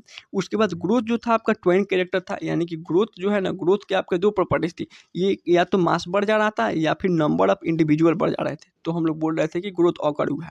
यहाँ पे देखिए मल्टीसेलुलर ऑर्गेनिज्म में जो है, मल्टीसेलुलर ऑर्गेनिज्म में जो ग्रोथ है ना वो सेल डिवीजन से हो रहा है। और अगर प्लांट्स की बात करें तो प्लांट में जो है ना, प्लांट में आपका ग्रोथ इसमें भी सेल डिवीजन से ही हो रहा है। और ये जो सेल डिवीजन होगा ना प्लांट में, यह कंटिन्यूअसली होता है आपके लाइफ टाइम तक, क्योंकि इसके पास क्या थे? तो इसके पास आपके मेरिस्टेमेटिक टिश्यू थे या फिर मेरिस्टेमेटिक के जो सेल थे जो कि कंटिन्यूअसली डिवाइड करते रहते हैं। अगर हम लोग एनिमल की बात करें तो इसमें केवल up to a certain age ही होता है। उसके बाद जो है ना इसके जो टिश्यू होते हैं ना तभी डिवाइड करते हैं ना जब उसे जो है किसी मतलब लॉस्ट सेल को रिप्लेस करना हो या फिर बॉडी में हीलिंग करनी हो। यूनिसेलुलर ऑर्गेनिज्म की बात कर रहे थे ना, तो यह जो है आपके आपके यह भी आपके जो है ना सेल डिवीजन से ही ग्रो कर रहे थे। इसको अगर हम जानना चाहें ना, यानी कि यूनिसेलुलर ऑर्गेनिज्म को जानना चाहें कि इसके अंदर ग्रोथ कैसे हो रहा है, तो इसको हम लोग ऑब्जर्व कर सकते हैं आपके in vitro culture. In vitro culture का मतलब होता है ना कि हम लोग क्या करते हैं ना कि आउटसाइड मतलब जो है आउटसाइड द मतलब हम अपने बॉडी के बाहर मतलब बॉडी के बाहर कोई ऐसा रिएक्शन, बॉडी के बाहर लिविंग रिएक्शन कराते हैं ना, तो उसको हम लोग बोलते हैं इन विट्रो कल्चर। ठीक है, तो हमने क्या किया कि एक मतलब कल्चर प्लेट लिया, उसमें हमने एक इकोलाई ले लिया। ठीक है, इकोलाई जो होता है ना वो 20 मिनट में एक सेल से जो है आपका 2 सेल बना लेता है। ठीक है, तो हमने क्या किया कि कल्चर प्लेट लिया, उसमें एक इकोलाई डाल दिया और इकोलाई को डालने के बाद 20 मिनट के लिए हम कहीं बाहर चले गए। 20 मिनट बाद जब हम आके देखेंगे ना, तो इस प्लेट में जो है हमें 2 ठो आपके जो है इकोलाई के बैक्टीरिया दिखाई देंगे। यानी कि हमें पता चलेगा ना, यहाँ से हम जो है इसके नंबर को मतलब सेल के जो है यानी कि इकोलाई के नंबर को काउंट करके और पता कर सकते हैं कि आपका जो यूनिसेलुलर ऑर्गेनिज्म है ना इसमें ग्रोथ हुआ है या फिर नहीं हुआ है। यानी कि अगर ग्रोथ हुआ होगा तो एक सेल से 2 सेल हो गए होंगे, यानी कि नंबर ऑफ इंडिविजुअल बढ़ गया होगा, तो आपका जो है सो ग्रोथ हुआ होगा। सिंपल सी बात है। ओके, उसके बाद आइए, आपके जितने भी मेजोरिटी हायर एनिमल्स या फिर प्लांट होते हैं ना, उसमें ग्रोथ और रिप्रोडक्शन जो होते हैं ना म्यूचुअली एक्सक्लूसिव इवेंट, यानी कि जो है आपके जो है इंडिपेंडेंट होता है। यानी कि आपके हायर जो एनिमल होंगे ना, इसमें आपका ग्रोथ और आपका जो रिप्रोडक्शन होगा ना वो अलग अलग होगा। ओके, उसके बाद देखिए यहाँ पे हम क्या कर रहे थे ना, इंक्रीज इन बॉडी मास, यानी कि हमने देखा कि अगर मास इंक्रीज हो रहा है ना तो हमारे बॉडी में ग्रोथ हो रहा है। तो इसको हम लोग जो है ना ग्रोथ को मतलब इसको जो है हम लोग ग्रोथ मतलब था कि मान लीजिए अगर मास बढ़ रहा है ना तो हमारे बॉडी में ग्रोथ हो रहा है, तो हम इस क्राइटेरिया को अगर ले रहे थे ना तो इस हिसाब से नॉन लिविंग थिंग्स भी जो है ना वो भी आपके ग्रो करते हैं, क्योंकि उनका भी जो है ना बॉडी का मास इंक्रीज हो रहा है। कैसे? जैसे कि माउंटेन ले लिया हमने, बोल्डर्स ले लिए, सैंड मॉन्स ले लिए, यह भी आपके ग्रो कर रहे हैं। कैसे ग्रो कर रहे हैं? क्योंकि इनके ऊपर जो है ना एक्युमुलेशन ऑफ मटेरियल दिखाई दे रहा है। इनके सरफेस के ऊपर कोई मटेरियल आकर के हमने रख दिया, जैसे कि सैंड माउंट के ऊपर हमने बहुत सारे बालू के यानी कि रेत के आपके कण रख दिए ना, तो इसका मास बढ़ गया। मास बढ़ गया तो यहाँ पे हमें जो है ग्रोथ देखने को मिला।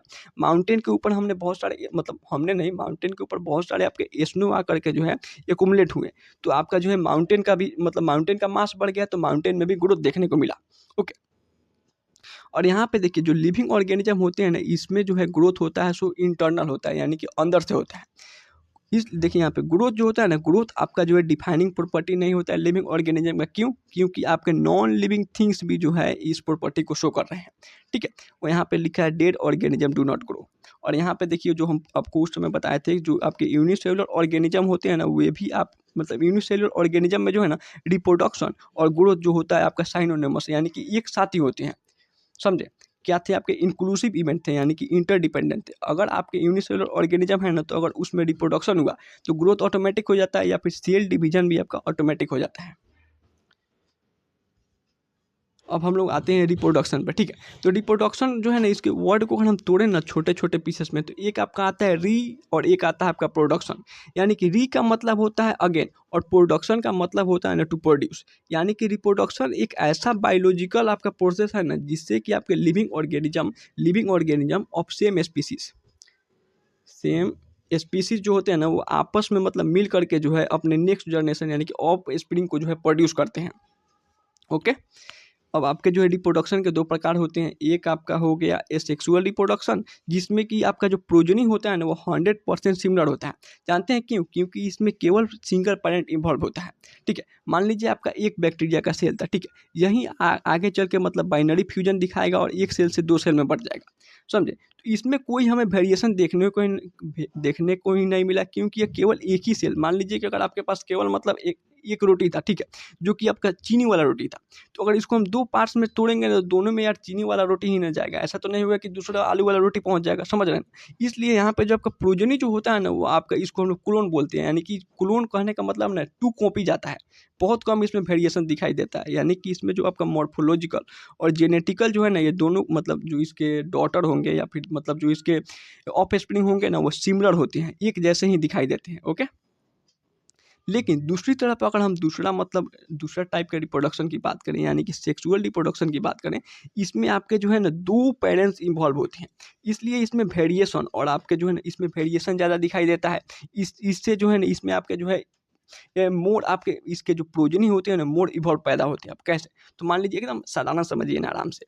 आपके पास इसमें जो है ना दो पेरेंट इन्वॉल्व है, यानी कि मान लीजिए आपके पास सिंपल समझिए दो रोटी है, ठीक है। एक आपके पास जो है शुगर वाला है और एक आपके पास आलू वाला है, ठीक है। अब इन दोनों में से आधा आधा, यानी कि रिप्रोडक्शन के समय आधा आधा जो है आपका गैमेट मतलब डिवाइड करता है। यानी कि एक आपका जो है यहाँ पे शुगर और आलू वाला दोनों अगर मतलब हम रोटी और एक साथ मिला दे, आधा इधर से आया आधा इधर से आया, तो यह जो नया रोटी बनेगा ना, इसमें आलू और आपका मतलब शुगर दोनों का, यानी चीनी और आलू दोनों का मतलब कॉम्बिनेशन होगा ना। यानी कि इसमें हमें वेरिएशन दिखाई देगा, क्योंकि इसमें दो पेरेंट्स आपके इन्वॉल्व होते हैं, एक आपका मेल और एक आपका फीमेल ऑफ सेम स्पीसीज। ऐसा नहीं कि मतलब मान लीजिए कि एक हाथी का बच्चा हो गया और एक आपका जो हो गया मतलब गधे का, ऐसा नहीं होता है। आ जाइए। अब उसके बाद देखिए, अब एक माइंड मतलब एक आपके माइंड में एक क्वेश्चन आ रहा होगा कि जितने भी लिविंग थिंग्स हैं ना, मतलब लिविंग थिंग्स जितने भी हैं सारे के सारे, सॉरी, जितने भी आपके नॉन लिविंग थिंग्स हैं ना, क्या वे केपेबल होते हैं रिप्रोडक्शन के लिए? तो नहीं, कोई भी ऐसा नॉन लिविंग थिंग्स मतलब नॉन लिविंग थिंग्स ऐसा कोई भी नहीं है ना जो कि आपका रिप्रोड्यूस कर सके, ठीक है। लेकिन यहाँ पे तो क्या मतलब हम लोग रिप्रोडक्शन को डिफाइनिंग फीचर बोल सकते हैं? नहीं, रिप्रोडक्शन को हम लोग डिफाइनिंग फीचर नहीं बोलेंगे। क्यों नहीं बोलेंगे? क्योंकि जितने भी आपके मतलब डिफाइनिंग फीचर के लिए क्या प्रक्रिया था कि आपका 100% जो है ना लिविंग ऑर्गेनिज्म में भी ये प्रॉपर्टी दिखाई देना चाहिए था। हमने तो अभी देख लिया कि भाई ठीक है, 100% नॉन लिविंग थिंग्स में यह मतलब जो है प्रॉपर्टी नहीं है या फीचर नहीं है। लेकिन क्या 100% लिविंग ऑर्गेनिज्म रिप्रोड्यूस कर रहा है? तो नहीं, ऐसा नहीं होता। क्योंकि अभी हमने देखा म्यूल हो गया या फिर हिन्नी हो गया या फिर वर्कल भी हो गया या फिर आपके स्ट्राइल कपल हो गए, यानी कि स्ट्राइल ह्यूमन हो गए, वे लोग तो रिप्रोड्यूस नहीं कर रहे हैं। इसलिए जो आपका रिप्रोडक्शन जो हो गया ना, ये आपका डिफाइनिंग फीचर नहीं होता है। ओके। अब जो है हम लोग देखते हैं मोड्स ऑफ रिप्रोडक्शन के बारे में, यानी कि रिप्रोडक्शन जो होता है ना, एसेक्सुअल रिप्रोडक्शन के कुछ मोड्स दिए हुए हैं। एक आपका हो गया बाइनरी फ्यूजन, यानी कि एक आपका जो पेरेंट सेल होता है ना, यही जो है दो डॉटर सेल्स में अपने मतलब बाइनरी फ्यूजन के थॉट जो है मतलब बाइनरी फ्यूजन के द्वारा जो है, या एक जो आपके पेरेंट सेल था ना, दो डॉटर सेल में बढ़ जाता है। और ऐसा आपका रिप्रोडक्शन किस में, यानी कि बैक्टीरिया और अमीबा में देखने को मिलता है। दूसरा आपका होता है बडिंग, मतलब एनसीईआरटी में दिया हुआ है बडिंग, यानी कि इसमें क्या होता है कि जो आपका मतलब हाइड्रा या फिर ईस्ट में दिखाई देता है, इसमें जो आपके पेरेंट प्लांट होते हैं ना, इसमें छोटे-छोटे से बड्स बनते हैं और यही जो है बाद में या पेरेंट प्लांट से कट ऑफ होके यानी कि नीचे गिर जाते हैं और यहाँ से आपका नए आपके जो है ईस्ट या फिर हाइड्रा के जो है बच्चे या फिर मतलब इसके ऑफ स्प्रिंग जो है तैयार हो जाती है। उसके बाद हम लोग फंगी की बात करते हैं, यानी कि फंगस में जो होता है ना आपका जो रिप्रोडक्शन होता है ना वो आपका एसेक्सुअल स्पोर्स यानी कि बहुत सारे मिलियंस ऑफ एसेक्सुअल स्पोर के थ्रू होता है, ठीक है। इसको हम लोग बायोलॉजिकल क्लासिफिकेशन में बहुत डिटेल में पढ़ने वाले हैं। उसके बाद आपका आ रहा था ट्रू रिजर्नेशन, यानी कि जो आपका प्लेनेरिया होता है या फिर फ्लैट वर्म होते हैं ना, इनमें ट्रू रिजर्नेशन दिखाई देता है। यानी कि अगर इसके बॉडी के हम किसी भी पार्ट को काट दें ना तो वो अपने आप रिग्रो कर देता है। मान लीजिए अगर यहाँ से यहाँ हमने काटा तो देखिए ये बॉडी जो है ना इतना पार्ट अपने आप रिग्रो कर देगा, या फिर इसके केवल हेड को हमने काट दिया तो ये अपने जो पार्ट होगा ना इसको ऑटोमेटिक रिग्रो कर लेगा, समझ रहे हैं ना। यानी कि अगर इसके किसी भी पार्ट को हम लोग काट देना तो ये ऑटोमेटिक उसको जो है सो रीजनरेट कर लेता है। उसके बाद आपका 5वां नंबर जो था ना वो था आपका फ्रेगमेंटेशन से। फ्रेगमेंटेशन यानी कि देखिए आपको बताते हैं पहले किस में हो रहा है ये बता दें। फ्रेगमेंटेशन जो होता है ना आपका फंगी में होता है, उसके बाद फिलामेंटस एल्गी में होता है और प्रोटोनेमा ऑप्मोसिस में होता है। इसमें क्या होता है देखिए यह जो है ना आपका एक मतलब एल्गी का एग्जाम्पल है, ठीक है। एल्गी यह जो है आपका मतलब एक एल्गी है, ये जो आपको दिख रहा है इसके अंदर यहाँ पे छोटे छोटे से सेप्टा होते हैं। तो जब ये आपका ये क्या करता है ना मतलब जो है इस रिप्रोडक्शन के अनुसार मतलब यह जो है फ्रेगमेंटेशन के अनुसार क्या करता है ना यहाँ जो सेप्टा है ना, सेप्टा से ये जो है ना इसके मतलब जो दो बीच के सेप्टा वाले जो पार्ट है ना ये अलग हो जाते हैं। अब देखिए फ्रेगमेंट यानी कि दो इसके टुकड़े हो गए सेप्टा के पास से, यहाँ से और यहाँ से सेप्टा अलग हो गया। और यह जो पार्ट है ना ये और मतलब जो आगे चल के जो है एक नए नए जो है आपके फंगी के पौधे या फिर आपके जो है एल्गी को या फिर प्रोटोनेमा मोसेस को जो है जन्म देगा, जिसका भी मतलब जो फ्रेगमेंट होगा उसको जन्म देगा। ओके, फ्रेगमेंटेशन यानी कि टुकड़ों से समझ रहे हैं सेप्टा के पास से टूट जाता है और टूटने के बाद जो है नए जो है अपने मतलब ऑफस्प्रिंग को जो है जन्म देता है। इसी चीज़ को हम लोग एनसीईआरटी में देखते हैं। तो देखिए जो हमारा रिप्रोडक्शन जो था ना, रिप्रोडक्शन आपके मल्टी सेलुलर ऑर्गेनिज्म में जो होते हैं ना, इसका मतलब होता है कि रिप्रोडक्शन जो होता है रेफर करता है reproduction of progeny possess feature of one और मोर मोर मतलब देखिए कहने का मतलब है ना कि रिप्रोडक्शन जो मल्टी सेलुलर में होता है ना इसके जो प्रोजनी होते हैं ना थोड़ा या फिर ज़्यादा आपके जो है सिमिलर होते हैं आपके पेरेंट्स से, यानी कि इसमें थोड़ा बहुत वेरिएशन देखने को मिलता है, ठीक है। यानी कि यहाँ पे अगर सिमिलरिटीज़ की बात कर रहे हैं ना तो इससे रेफर है हमारा सेक्सुअल रिप्रोडक्शन का, ठीक है। और जो आपके ऑर्गेनिज्म जो होते हैं ना, थोड़ा बड़ा कर देते हैं कि अच्छे से दिखेगा। ऑर्गेनिज्म जो होता है ना आपका जो है एसेक्सुअल मतलब एसेक्सुअल मेथड से भी रिप्रोड्यूस करते हैं। इसके अब उसमें कुछ एग्जांपल दिए थे जैसे कि आपका फंगी था जो कि आपके asexual spore millions of asexual spore के द्वारा जो है रिप्रोडक्शन कर रहे थे। लोअर ऑर्गेनिज्म लाइक आपका हाइड्रा और आपका ईस्ट था, ये आपके बर्डिंग के थ्रू जो है रिप्रोडक्शन शो कर रहे थे। प्लेनेरिया जो था यानी कि फ्लैट वर्म ये आपका ट्रू रिजर्नेशन शो कर रहा था, यानी कि जो है ना इसका जो लॉस्ट पार्ट होता है ना वो ऑटोमेटिकली रिजर्नेट हो जाता है और आगे चल के एक नए ऑर्गेनिज्म को मतलब एक अपने नया ऑर्गेनिज्म बना लेता है, यानी कि प्लेनेरिया जो है अपने संपूर्ण बॉडी को बना लेता है। ओके, उसके बाद आपका फंगी हो गया, फिलामेंटस एल्गी हो गया, प्रोटोनेमा ऑफ मोसेस होने गए, ये सारे के सारे जो है आपके फ्रेगमेंटेशन शो करते हैं, यानी कि छोटे छोटे पार्ट्स में टूट करके और जो है आपका जो है मतलब वहाँ से भी रिप्रोड्यूस कर सकते हैं। यानी कि इसका जो छोटा सा पार्ट होगा ना वो भी आगे चल के जो है एक बड़ा मतलब जो है एक आपके फंगी या फिर फिलामेंटस एल्गी या फिर जो है आपके प्रोटोनेमा ऑफ मोसेस के जो है बॉडी को बना सकता है। ओके, यूनिसेलुलर ऑर्गेनिज्म की बात करें जैसे कि बैक्टीरिया हो गया, ठीक है, या फिर आपका एल्गी हो गया और अमीबा हो गया ना, इसमें आपका जो रिप्रोडक्शन था और ग्रोथ था साइनोनिमस थे, यानी कि एक साथ ही हो रहे थे, ठीक है। यानी कि अगर रिप्रोडक्शन हुआ तो ग्रोथ भी हो गया, या फिर ग्रोथ का है या फिर रिप्रोडक्शन का है, इसमें कोई अंतर नहीं होता है, ठीक है। क्योंकि इसमें increase in number of cells देखो रिप्रोडक्शन हो रहा है, इसमें भी आपके मतलब एक सेल से दो सेल बन रहे हैं, और आपका जो है अगर ग्रोथ हो रहा है तो इसमें भी एक से आपके दो आपके जो है एक सेल से जो है दो सेल बन रहे हैं। ओके, अब देखिए अगर सिंगल सेल यानी कि यूनिसेलुलर ऑर्गेनिज्म की बात करें ना तो ये अभी तक क्लियर नहीं हो पाया है ना कि ये टर्म यानी कि ग्रोथ और रिप्रोडक्शन में से हम किस टर्म का यूज करें, या तो मतलब दोनों के दोनों आपके सेम ही सेम है, तो कब बोलेंगे ग्रोथ और कब रिप्रोडक्शन हो रहा है ना, इसमें थोड़ा मतलब जो है अभी मतलब यह जो है ना क्लियर नहीं हो पाया है। Many organism which do not reproduce मतलब बहुत ऐसे भी ऑर्गेनिज्म है जो कि रिप्रोडक्शन शो नहीं करते, जैसे कि म्यूल था, स्ट्राइल वर्कर भी थे, इनफर्टाइल ह्यूमन कपल्स थे, ये लोग रिप्रोड्यूस नहीं कर रहे थे। इसलिए जो हमारा रिप्रोडक्शन जो होता है ना ये डिफाइनिंग कैरेक्टरिस्टिक नहीं होता है हर एक लिविंग ऑर्गेनिज्म का, ये केवल आपका कैरेक्टरिस्टिक फीचर होता है ना कि डिफाइनिंग। ओके, क्योंकि आप और यहाँ पे जो ऑफकोर्स मतलब ये तो बात सही है कि नॉन लिविंग थिंग जो होते हैं सो आपके रिप्रोड्यूस नहीं करते हैं या फिर रिप्लिकेट नहीं करते हैं अपने दम पे, लेकिन यहाँ पे डिफाइनिंग फीचर ना होने का सबसे बड़ा कारण है ना कि यह 100% आपके जो है लिविंग ऑर्गेनिज्म या फीचर जो है ना सो आपका प्रेजेंट नहीं है। ओके,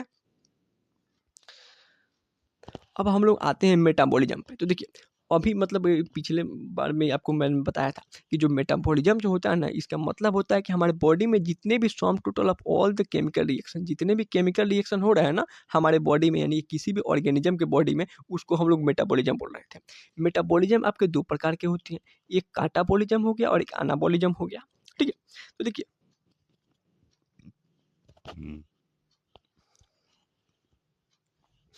सॉरी, जो आपका काटाबॉलिज्म जो है ना, तो यहाँ पे मतलब काटा में आपके जो है ना काटने का साउंड आ रहा है, यानी कि यहाँ पे किसी चीज़ का ब्रेक डाउन होगा और हम किसी चीज़ को अगर तोड़ेंगे ना तो वहाँ से एनर्जी रिलीज होती है, यानी कि एनर्जी रिलीज हुई तो एक्सोथर्मिक रिएक्शन हो गया। फॉर एग्जाम्पल प्रोटीन जो है ना, प्रोटीन से हमने एमिनो एसिड बनाया, यानी कि आपका बहुत बड़ा सा प्रोटीन है ना, बहुत बड़ा सा आपका मतलब प्रोटीन था, इसको हम लोग छोटे छोटे पीसेस में तोड़ देंगे तो हमें अमीनो एसिड, मतलब वहाँ से अमीनो एसिड मिल जाता है। और एक आपका एनाबॉलिक रिएक्शन हो गया, एनाबॉलिक यानी कि बुला रहा है इधर आ भाई, यानी कि इसमें जो है ना कोई चीज़ आपकी सिंथेसाइज यानी कि नई चीज़ें बन रही है, इसमें आपका जो है ना एनर्जी का जो है यूटिलाइजेशन होगा, इसलिए इसको एंडोथर्मिक रिएक्शन बोलते हैं। ठीक है, फॉर एग्जांपल अमीनो एसिड जो था, जो छोटे छोटे से आपके जो पीसेस थे ना, इसको मिला करके हम एक बड़ा सा प्रोटीन बना रहे हैं। ओके, अब देखिए जो आपका मेटाबॉलिज्म जो है ना, यानी कि जो मेटाबॉलिज्म रिएक्शन है ना, मेटाबॉलिक रिएक्शन जो है, वो हम लोग जो है इन सेल फ्री सिस्टम में भी, यानी कि आउटसाइड द बॉडी भी जो है इसको हम लोग कंडक्ट करा सकते हैं। इसी को हम लोग बोलते हैं इन विट्रो रिएक्शन, यानी कि एक ऐसा रिएक्शन जो ना हमारे बॉडी के बाहर, अगर आउटसाइड द बॉडी हम कोई भी लिविंग रिएक्शन करा रहे हैं ना, तो उसको हम लोग बोलते हैं इन विट्रो रिएक्शन। ठीक है, इन विट्रो रिएक्शन जो है ना, यह जो हम मतलब सॉरी, ये जो इन विट्रो रिएक्शन है ना, जो हम आउटसाइड द बॉडी कराएंगे, ये हमारे बॉडी के रिएक्शन के एकदम सिमिलर होता है, सेम उसी तरह होता है, इसलिए ये जो है ना लिविंग रिएक्शन है। ठीक है, तो आपका जो इन विट्रो रिएक्शन है ना, वो लिविंग रिएक्शन है, लेकिन ना ही ये आपका लिविंग होता है और ना ही नॉन लिविंग थिंग्स, यानी कि अगर इसको हम डिवाइड करने, क्लासीफाई करने की बात करें ना, तो इसके अंदर मतलब जो चीज़ें हैं ना, ये रिएक्शन तो लिविंग है, लेकिन इसको ना हम लिविंग ऑर्गेनिज्म बोल सकते हैं और ना ही नॉन लिविंग ऑर्गेनिज्म बोल सकते हैं। ठीक है, तो यहाँ पे देखिए मेटाबॉलिज्म जो है ना डिफाइनिंग फीचर हो गया हर एक लिविंग ऑर्गेनिज्म का, क्योंकि जो है ना किसी भी नॉन लिविंग थिंग्स में किसी भी नॉन लिविंग थिंग्स में प्रेजेंट नहीं है, समझे, और किसी भी लिविंग थिंग्स में ये अब्सेंट भी नहीं है, इसलिए जो है इसे हम लोग जो है ना जो डिफाइनिंग फीचर बोल देते हैं। एनसीईआरटी में देखते हैं क्या लिखा हुआ है। देखिए अनदर कैरेक्टरिस्टिक की बात करें तो यहाँ पे था मेटाबॉलिज्म। तो यहाँ पे देखिए हमारे बॉडी में जो है ना दिस केमिकल्स, हमारा जो बॉडी होता है ना, हर एक लिविंग ऑर्गेनिज्म का बॉडी केमिकल से बना हुआ है, और ये जो केमिकल होते हैं ना, छोटे बड़े हर एक क्लास से बिलोंग करते हैं, हर एक साइज के होते हैं, हर एक फंक्शन के होते हैं, जो कि हमारे बॉडी में कौन मतलब जो है, यह जो है ना कौन मतलब जो छोटे बड़े जो मॉलिक्यूल्स हैं ना हमारे बॉडी में हमेशा चेंज होते रहते हैं और जो है मतलब कुछ अलग अलग जो है आपके बायोमॉलिक्यूल्स बनाते रहते हैं। For example amino amino acid का हमने एग्जांपल लिया था, तो अमीनो एसिड जुड़ जुड़ के हमारे बॉडी में प्रोटीन बना रहे थे, और यही जो है प्रोटीन टूट टूट के अमीनो एसिड भी बना रहा था, समझ रहे हैं ना? यानी कि जो है ना ये रिवर्सिबल चेंजेस हो रहे हैं। ठीक है, और ये जितने भी केमिकल रिएक्शन है ना, इसी को हम लोग मेटाबॉलिक रिएक्शन बोल रहे थे।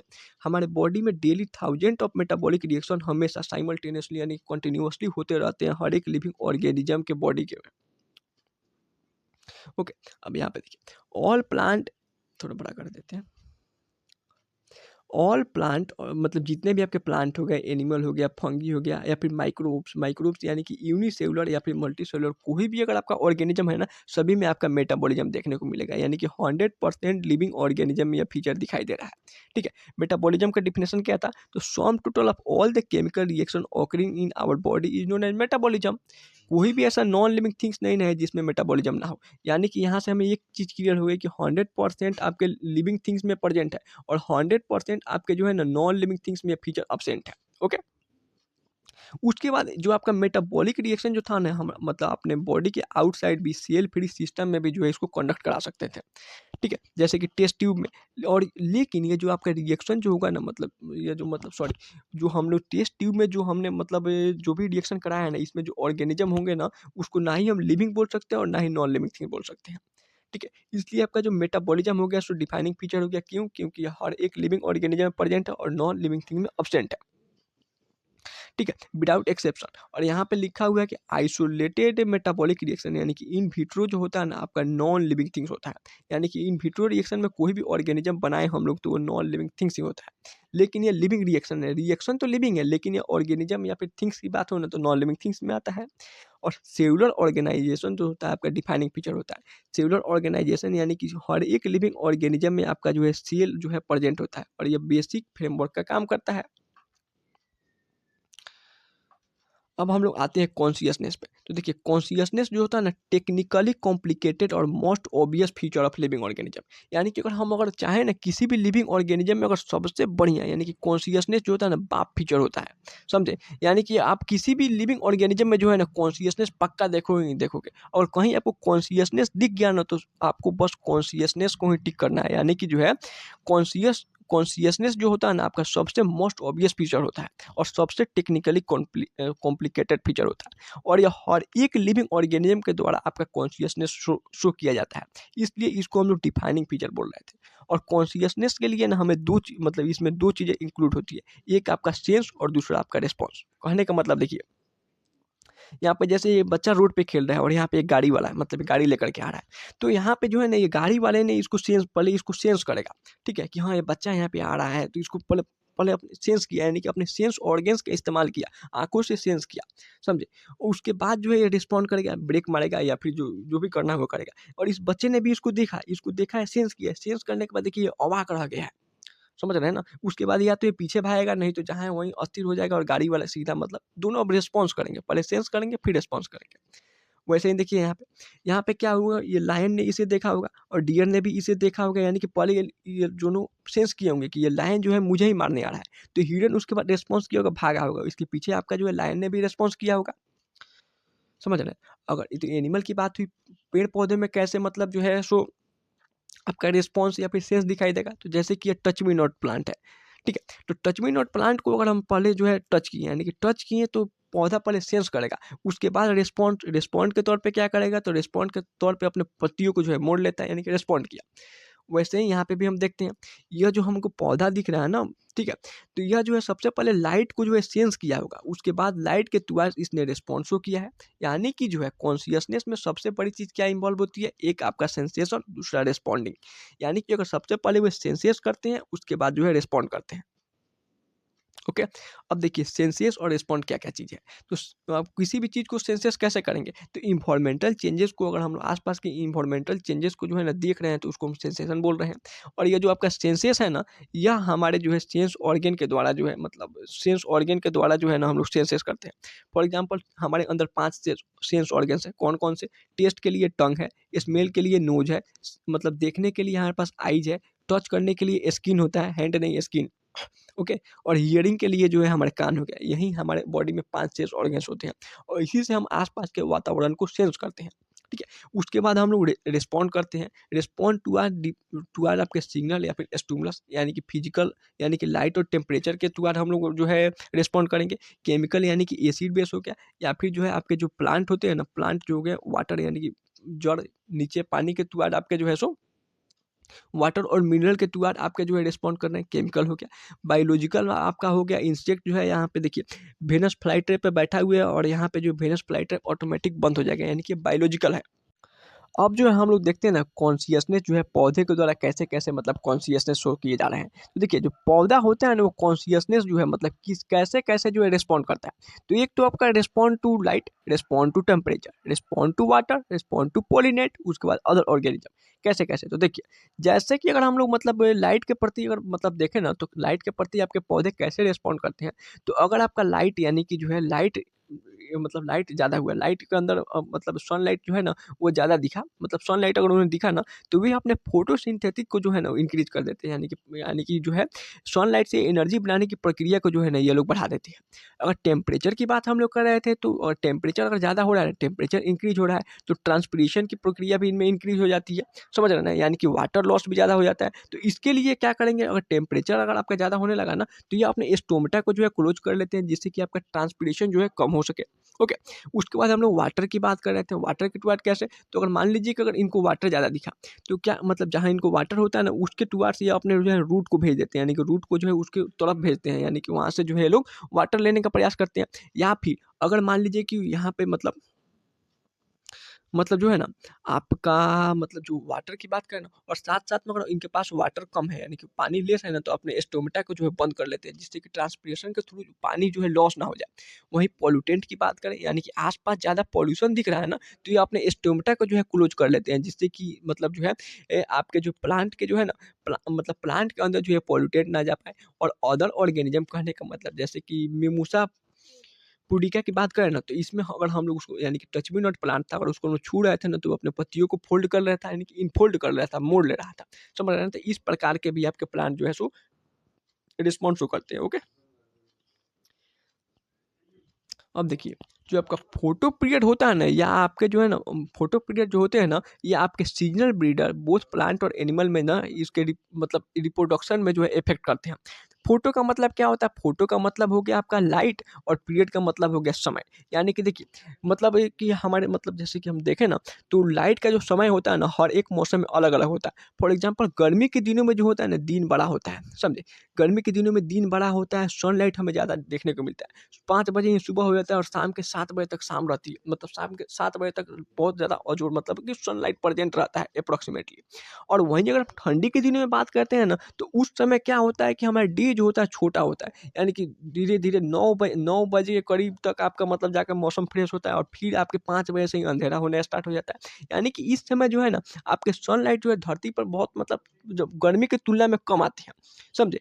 तो यह जो होता है ना आपके प्लांट और एनिमल में जो है ना ब्रीडिंग सीजन को जो है इफ़ेक्ट करते हैं। फॉर एग्ज़ाम्पल, आपके प्लांट जो होते हैं ना 3 प्रकार के होते हैं। एक आपका लॉन्ग डे प्लांट होता है, एक शॉर्ट डे प्लांट होता है, और एक आपका डे न्यूट्रल प्लांट होता है, ठीक है? लॉन्ग डे प्लांट बोले ना, तो ये आपके समर में होंगे। समर में क्यों? क्योंकि इनका लॉन्ग डे यानी कि इनका दिन बड़ा होगा, जिससे कि इन्हें सनलाइट जो है ज़्यादा चाहिए। सनलाइट ज़्यादा चाहिए, इन्हें हीट ज़्यादा चाहिए, समझे? और एक मतलब एग्ज़ाम्पल के लिए देखिए, हम लोग गर्मी में क्या-क्या मिलता है? गर्मी में मैंगो मिलता है ना जी, कुकुम्बर यानी कि खीरा मिलता है, वाटरमेलन मिलता है, ये सब आपके जो है लॉन्ग डे प्लांट है, इनको जो है ज़्यादा सनलाइट चाहिए। और वहीं तो इसके लिए जो है ना ये लोग मतलब जो अगर आपका फोटो पीरियड अगर बढ़ेगा ना, तो फोटो पीरियड अगर जितना ज़्यादा होगा ना, उतने ये लॉन्ग डे प्लांट उस समय जो है आपके ग्रो करेंगे। और अगर शॉर्ट डे प्लांट की बात करें, तो ये लोग विंटर में ग्रो करेंगे, जैसे कि हमारा व्हीट हो गया।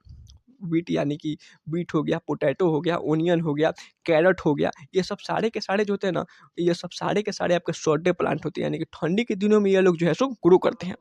ठीक है? तो यहाँ पे फोटो पीरियड कैसे इफ़ेक्ट करेगा? तो फोटो पीरियड इसमें आपका कम होगा, तो उन्हें पता इन पौधों को जो है पता चलता है कि हाँ भाई, हमको जो है हमारा सीज़न आ गया, हमको ग्रो करना है। और एक डे न्यूट्रल होता है, फॉर एग्ज़ाम्पल आपके शुगर केन, इसको एक बार लगाएँ और 1 साल बाद काटें। ओके।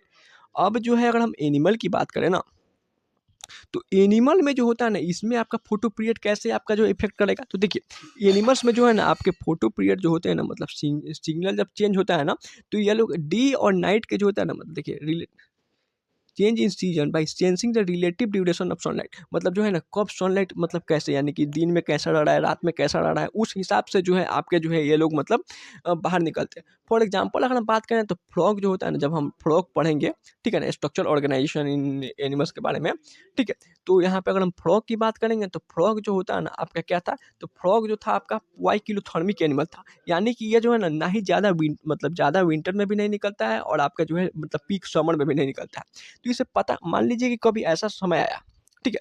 मतलब ऐसा नहीं होता है कि ठंडी के दिनों में भी, यानी कि विंटर के सीज़न में भी आपके बरसात होने लगती है, यानी कि रेनी होने लगती है। तो उस समय आपको मेढक देखने को मिलता है? नहीं भैया, ठंडी के दिनों में तो यार हमें बरसात में मेढक नहीं देखने को मिलता है। तो ऐसा मतलब क्या होता है कि बरसात उसको कैसे पता चल रहा है ना, कि अभी जो है सो मतलब कि ये आपका रेनी सीज़न नहीं है, ये आपका विंटर सीज़न ही है, लेकिन इसमें बरसात हो रहा है। तो इसका ये जो है ना, वे लोग जो है डे और नाइट, मतलब मान लीजिए कि आज एक एक बैग बारिश होने लगा, तो ये लोग पहले 2 दिन 3 दिन देखते हैं कि हाँ भाई यार, ऐसे-ऐसे हो रहा है कि नहीं हो रहा है। मतलब रोज़-रोज़ टेम्परेचर बदला है, या कि ऐसे ही बिन मौसम बरसात होने लगी। समझ रहे हैं ना? यानी कि अगर फोटो पीरियड आपका इंक्रीज़ हुआ है ना, फोटो पीरियड अगर आपका बढ़ रहा है, तो ये लोग देखते हैं 2 दिन 3 दिन देखे कि हाँ भाई, अब टेम्परेचर बढ़ना चालू हो गया, टेम्परेचर बढ़ रहा है। यानी कि दिन आपका बड़ा हो रहा है, दिन बड़ा हो रहा है, तो टेम्परेचर आपका इंक्रीज़ हो रहा है, और आपका समर का सीज़न है। अगर फोटो पीरियड आपका डिक्रीज़ होना रहा है, यानी कि आपका जो है लाइट का जो है धरती पे जो है ना लाइट का समय ड्यूरेशन कम हो रहा है, यानी कि मान लीजिए 9 से 5 पड़ रहा है ना, तो पता चल रहा है कि भाई यार, ये तो ठंडी वाला पीरियड है, यानी कि इसमें टेम्परेचर हमारा डिक्रीज़ हो रहा है, और यह हमें मतलब देन विंटर सीज़न है। ओके। अब देखिए, आपके धरती पे जितने भी आपके ऑर्गेनिज्म है ना, सारे के सारे अवेयर होते हैं अपने आसपास के सराउंडिंग को लेकर के, तो वे लोग कॉन्शियस है। लेकिन ह्यूमन एक लौता ऐसा मतलब धरती पे ऑर्गेनिज्म है ना जो कि सेल्फ कॉन्शियस है। सेल्फ कॉन्शियस बोलने का मतलब है ना, फॉर एग्जांपल देखिए, हम लोग शीशे में देख करके मतलब देखते हैं कि हाँ आज बाल हमारा ठीक है, नहीं नहीं आज ठीक नहीं है, ये टाई बढ़िया दिख रहा है, नहीं दिख रहा है, ये कपड़े बढ़िया लग रहे हैं या फिर नहीं लग रहे हैं, या ये जो मैंने हार पहना है हार अच्छा लग रहा है, ये साड़ी अच्छा लग रहा है, मतलब सेल्फ अवेयर हम लोग हैं लोग, ठीक है, सेल्फ कॉन्शियस हैं लोग। और सेल्फ कॉन्शियस जो होता है ना, ये डिफाइनिंग फीचर नहीं है, क्योंकि ये केवल हमारे ह्यूमन बीइंग में ही प्रेजेंट है, समझ रहे हैं ना। दूसरे ऑर्गेनिज्म में ये जो सेल्फ कॉन्शियस वाली प्रॉपर्टी नहीं दिखाई दे रही है। ओके, अब एक और चीज़ आता है ह्यूमन के केस में ना, एक और चीज़ आता है कोमा पेशेंट। इसको हम लोग क्या मतलब, कोमा पेशेंट को हम लोग क्या बोलेंगे, लिविंग बोलेंगे, नॉन लिविंग बोलेंगे, क्या बोलेंगे, क्योंकि इसका जो ऑर्गन कोमा पेशेंट के जो होते हैं ना ऑर्गन, इसको हम लोग वेंटिलेटर पर रखते हैं, यानी कि ऑर्गन जो होते हैं ना, वे मशीन के द्वारा जो है ना वर्चुअली आपके जो होते हैं सपोर्टेड होते हैं। फॉर एग्जांपल इसके जो हार्ट होते हैं या फिर लंग्स होते हैं ना, ये सब के सब जो होते हैं, सो आपके वर्चुअल यानी कि मशीन के द्वारा उसको जो है ना, मतलब मशीन के द्वारा जो है ना हार्ट का काम कराया जा रहा है, मशीन के द्वारा किडनी का काम कराया जा रहा है। तो ये ऐसे कोमा पेशेंट को हम लोग क्या बोलेंगे, ठीक है। ये जो होते हैं ना, इनके पास सेल्फ कॉन्शियस, कोमा पेशेंट के पास सेल्फ कॉन्शियस नहीं होता है, लेकिन ये लिविंग होते हैं और ये कॉन्शियस होते हैं। कॉन्शियस बोले तो आसपास के वातावरण को लेकर थोड़ा बहुत सेंसेस कर पाते हैं। फॉर एग्जाम्पल अगर आपने थ्री इडियट फिल्म देखा होगा ना, तो उसमें जो राजू भाई थे, ठीक है, राजू भाई जो मतलब छत से कूद गए थे, यार वैसे तो नहीं करना चाहिए, सुसाइड करने वाले थे। तो जब वो कोमा में चले गए थे ना, तो वहाँ पे जो है मतलब जो उनका जो दोस्त था वो फरहान, मतलब सॉरी रेंचो, तो रेंचो जब जाके बोल रहा है ना कि फरहान से, भाई यार मतलब राजू उससे बोल रहा है कि फरहान तुम्हारे बहन से शादी करेगा, तो उसको सुनाई तो दे रहा है उस समय सारी बातें, लेकिन वो उतना मतलब उतना ज़्यादा कॉन्शियस में नहीं है मतलब। लेकिन इससे ही पता चलता है कि जो आपका कोमा पेशेंट होते हैं ना, कॉन्शियस तो होते हैं थोड़े बहुत। ओके, तो इनके लिए यानी कि कोमा पेशेंट के लिए हम लोग एक स्पेशल टर्म का यूज करते हैं, जिसको हम लोग बोलते हैं ब्रेन डेड। यानी कि कोमा पेशेंट वाले जो कोमा के जो भी पेशेंट होते हैं ना, जो कोमा में होते हैं मतलब ह्यूमंस, उसको हम लोग बोलते हैं ये लोग जो है ब्रेन डेड है। ना ही लिविंग ना ही non living, coma patient brain dead, ठीक है। अब आ जाइए, देखिए यहाँ पे लिखा हुआ है most obvious and most technically complicated feature जो होगा ना, होता है ना, वो होता है एबिलिटी टू सेंस देयर, मतलब लिविंग ऑर्गेनिज्म का आपका जो है ना मोस्ट ऑब्वियस और टेक्निकली कॉम्प्लिकेटेड जो फीचर है ना, वो है आपका अपने आसपास के वातावरण को जो है सेंसेस करना, और साथ साथ में जो है ना मतलब जो है रिस्पॉन्ड करना। ओके, ये रिस्पॉन्स आपका फिजिकली भी हो सकता है, यानी कि हीट लाइट टेम्परेचर के थ्रू, केमिकली भी हो सकता है, एसिड बेस हो गया, या फिर आपका वाटर के तरफ हो गया, मिनरल्स की तरफ हो गया, तो केमिकली भी हो गया, और बायोलॉजिकल यानी कि जैसे कि हमारे बॉडी में जो हो गया न्यूरल कंट्रोल कोऑर्डिनेशन में हम लोग पढ़ेंगे, या फिर जो होता है वेनस फ्लाई ट्रैप जो हो गया, उसके ऊपर कोई भी आपका इंसेक्ट आकर के बैठा, तो ये बायोलॉजिकली ऐसे बने हैं कि बस इसको कैप्चर कर लेंगे और खा जाएंगे। ओके, अब देखिए थोड़ा सा बड़ा करते हैं, हम लोग जो है ना सेंस कैसे करते हैं अपने आसपास के इन्वायरमेंट को, तो आवर सेंस ऑर्गन्स, हमारे पास कितने सेंस ऑर्गन्स होते हैं, तो 5। कौन कौन से होते हैं, एक हमारा ईयर हो गया, उसे सुनेंगे, नोज हो गया जिससे हम लोग सूंघेंगे यानी कि स्मेल करेंगे, उसके बाद हमारा आई हो गया जिसे हम लोग देखेंगे, स्किन हो गया, स्किन से हम लोग क्या करते हैं, तो स्किन से जो है हम लोग आसपास के मतलब आसपास के इन्वायरमेंट को फील करेंगे। स्किन के बाद और क्या हो गया, आपका टंग हो गया, यानी कि हम तरह तरह के टेस्ट ले सकते हैं, टंग में टेस्ट बड होता है ना, तो मतलब जो है हम लोग टेस्ट भी ले सकते हैं। ओके, प्लांट जो होते हैं आपके रिस्पॉन्ड करते हैं एक्सटर्नल फैक्टर लाइक लाइट की तरफ, जहाँ लाइट ज़्यादा दिखता है, जैसे कि सनफ्लावर हो गया, तो लाइट की तरफ, सूरज की तरफ उसका हमेशा मूड आता है। वाटर की तरफ, यानी कि रूट जो है ना कहाँ जाती है, तो रूट आपका पानी की तरफ ज़्यादा जाना चाहती है। टेम्परेचर के टुवार्ड्स, समझे। उसके बाद अदर ऑर्गेनिज्म के टुवार्ड, जैसे कि हमने जो है मिमोसा पुडिकिया जो प्लांट था ना, उसको हमने टच किया था, तो उसका जो पत्ते थे वो बेंड हो जा रहे थे। पॉल्यूटेंट की तरफ, यानी कि पॉल्यूशन अगर ज़्यादा है ना, तो उसके स्टोमेटा जो है क्लोज हो जा रहे थे, समझ रहे हैं ना। उसके बाद आपका था फोटो पीरियड जो था ना, आपका जो है सीजनल ब्रीडर, यानी कि बोथ प्लांट और एनिमल के जो है ना सीजनल ब्रीडिंग को जो है इफेक्ट कर रहा था। कैसे, तो मैंने आपको बता दिया। उसके बाद ऑल ऑर्गेनिज्म जो होते हैं ना, यहाँ पे देखिए, ऑल ऑर्गेनिज्म जो होते हैं ना are aware of their surrounding, अपने आसपास के सराउंडिंग को लेकर के जो है अवेयर होते हैं। लेकिन ह्यूमन एक लौता ऐसा ऑर्गेनिज्म है ना जो कि अपने आप को यानी कि सेल्फ अवेयर है, सेल्फ कॉन्शियसनेस इसमें दिखाई देता है, यानी कि वो मतलब देखता है ना, तो उसको लगता है कि हाँ आज हमारा भी बाल ऐसा होना चाहिए, ऐसा होना चाहिए, मतलब ऐसे ही कपड़े अच्छे हैं या कपड़े बुरे हैं। आपने दूसरे किसी ऑर्गेनिज्म को देखा है, मतलब दूसरे कोई ऑर्गेनिज्म तो कपड़े पहनते भी नहीं है। ओके, तो इसलिए जो आपका क्या बोलते हैं कॉन्शियसनेस जो था ना, defining property of living organism होता है। यहाँ पे देखिए कॉन्शियसनेस जो है ना आपका डिफाइनिंग फीचर होता है लिविंग ऑर्गेनिज्म का। लेकिन सेल्फ कॉन्शियसनेस जो होता है ना आपका जो होता है कैरेक्टरिस्टिक फीचर होता है, डिफाइनिंग फीचर नहीं होता है, क्योंकि ये केवल ह्यूमन में ही प्रेजेंट है। ह्यूमन बीइंग की बात करें तो इसमें बहुत डिफिकल्ट हो जाता है इसके लिविंग स्टेज को जो है क्लासीफाई करना।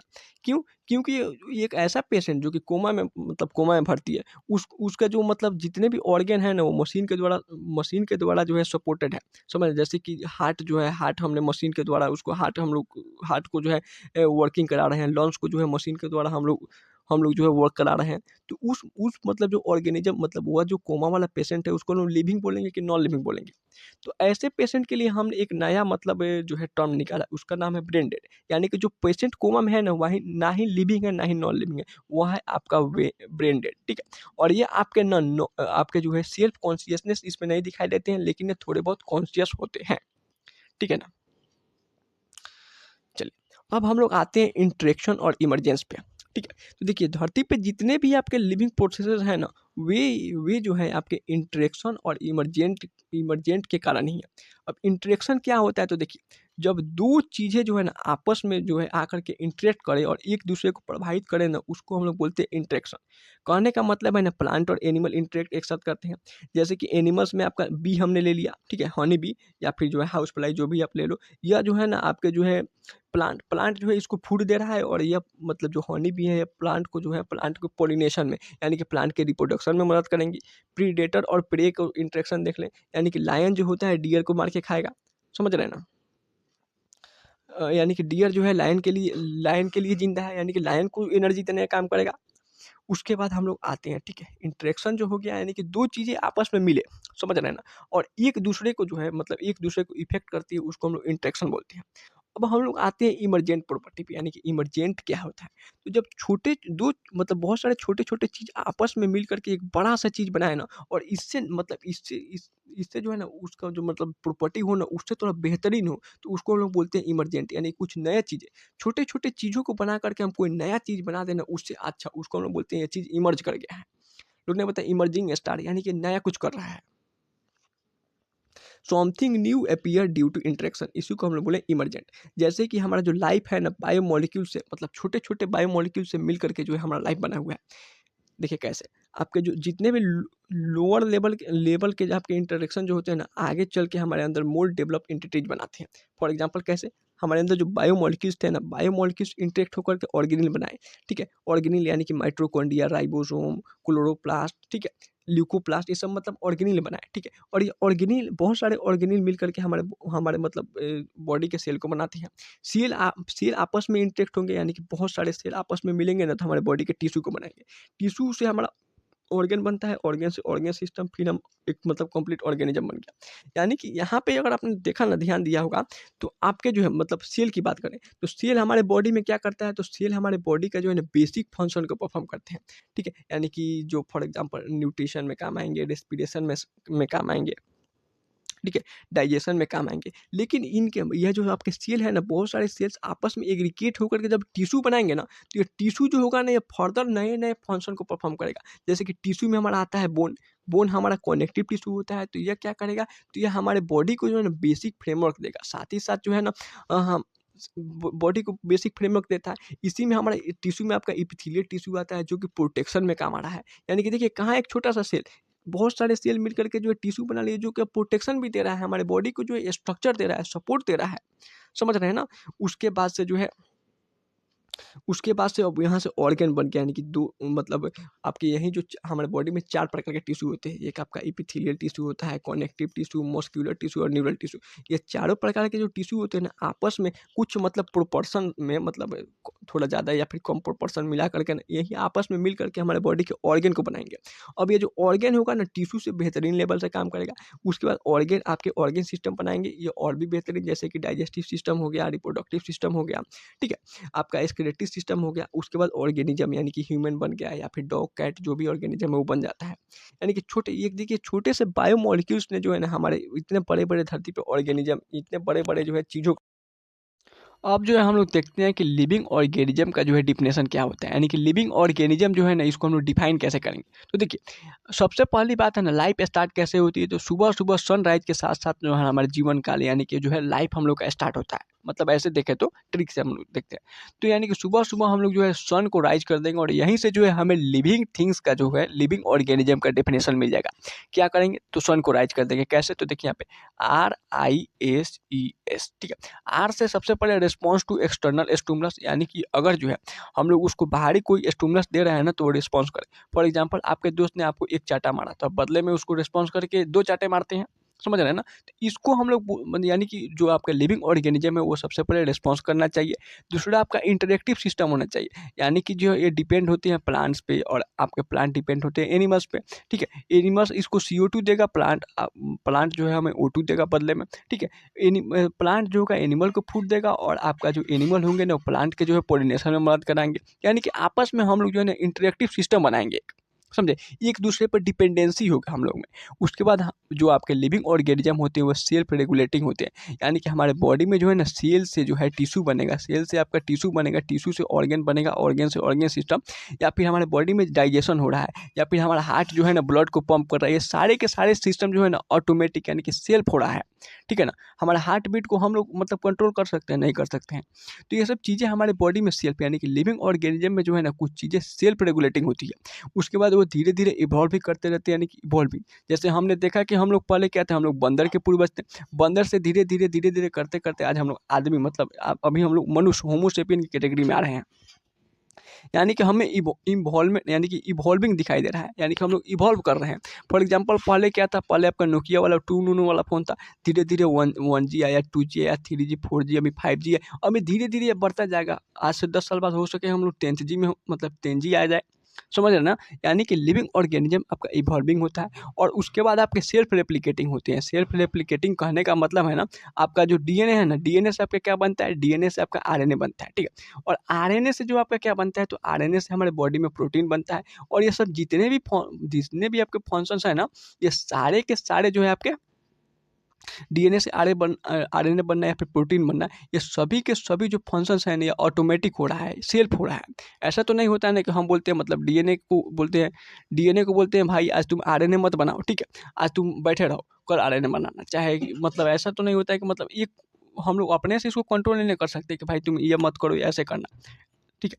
तो यानी कि अब फिर से हम लोग एक बार अपने से लिख के देखते हैं कि मतलब अगर हमको लिखना होगा कि लिविंग ऑर्गेनिज्म का डिफिनेशन कैसे होगा तो हम क्या लिखेंगे, हम लिखेंगे RISES, यानी कि सबसे पहला आपका हो गया रिस्पॉन्सिव टू एक्सटर्नल स्टिमुलस। आई से आपका हो गया इंटरेक्टिव सिस्टम बनाएंगे हम लोग। एस से आपका हो गया सेल्फ रेगुलेटिंग होना चाहिए। ई से आपका हो गया इवॉल्विंग होना चाहिए। और उसके बाद आपका आपका जो है सेल्फ रेप्लिकेटिंग होना गया तो हम इसको बोलते हैं कि हाँ भाई यह जो प्रॉपर्टी है आपका लिविंग ऑर्गेनिज्म का डेफिनेशन शो कर रहा है, ठीक है। अब इसको NCERT में देखते हैं। देखिए जितने भी आपके लिविंग फिनोमिना है ना, वह सारे के सारे ड्यू टू आपके इंटरेक्शन है, यानी कि सारे के सारे जो है ना किसी से इंटरेक्टेड है। फॉर एग्जांपल सेल आपका यहाँ पे लिखा भी हुआ है, प्रॉपर्टी ऑफ टिश्यू जो होता है ना, प्रॉपर्टी ऑफ टिश्यू जो है आपके सेल में नहीं पाया जाता है, लेकिन बहुत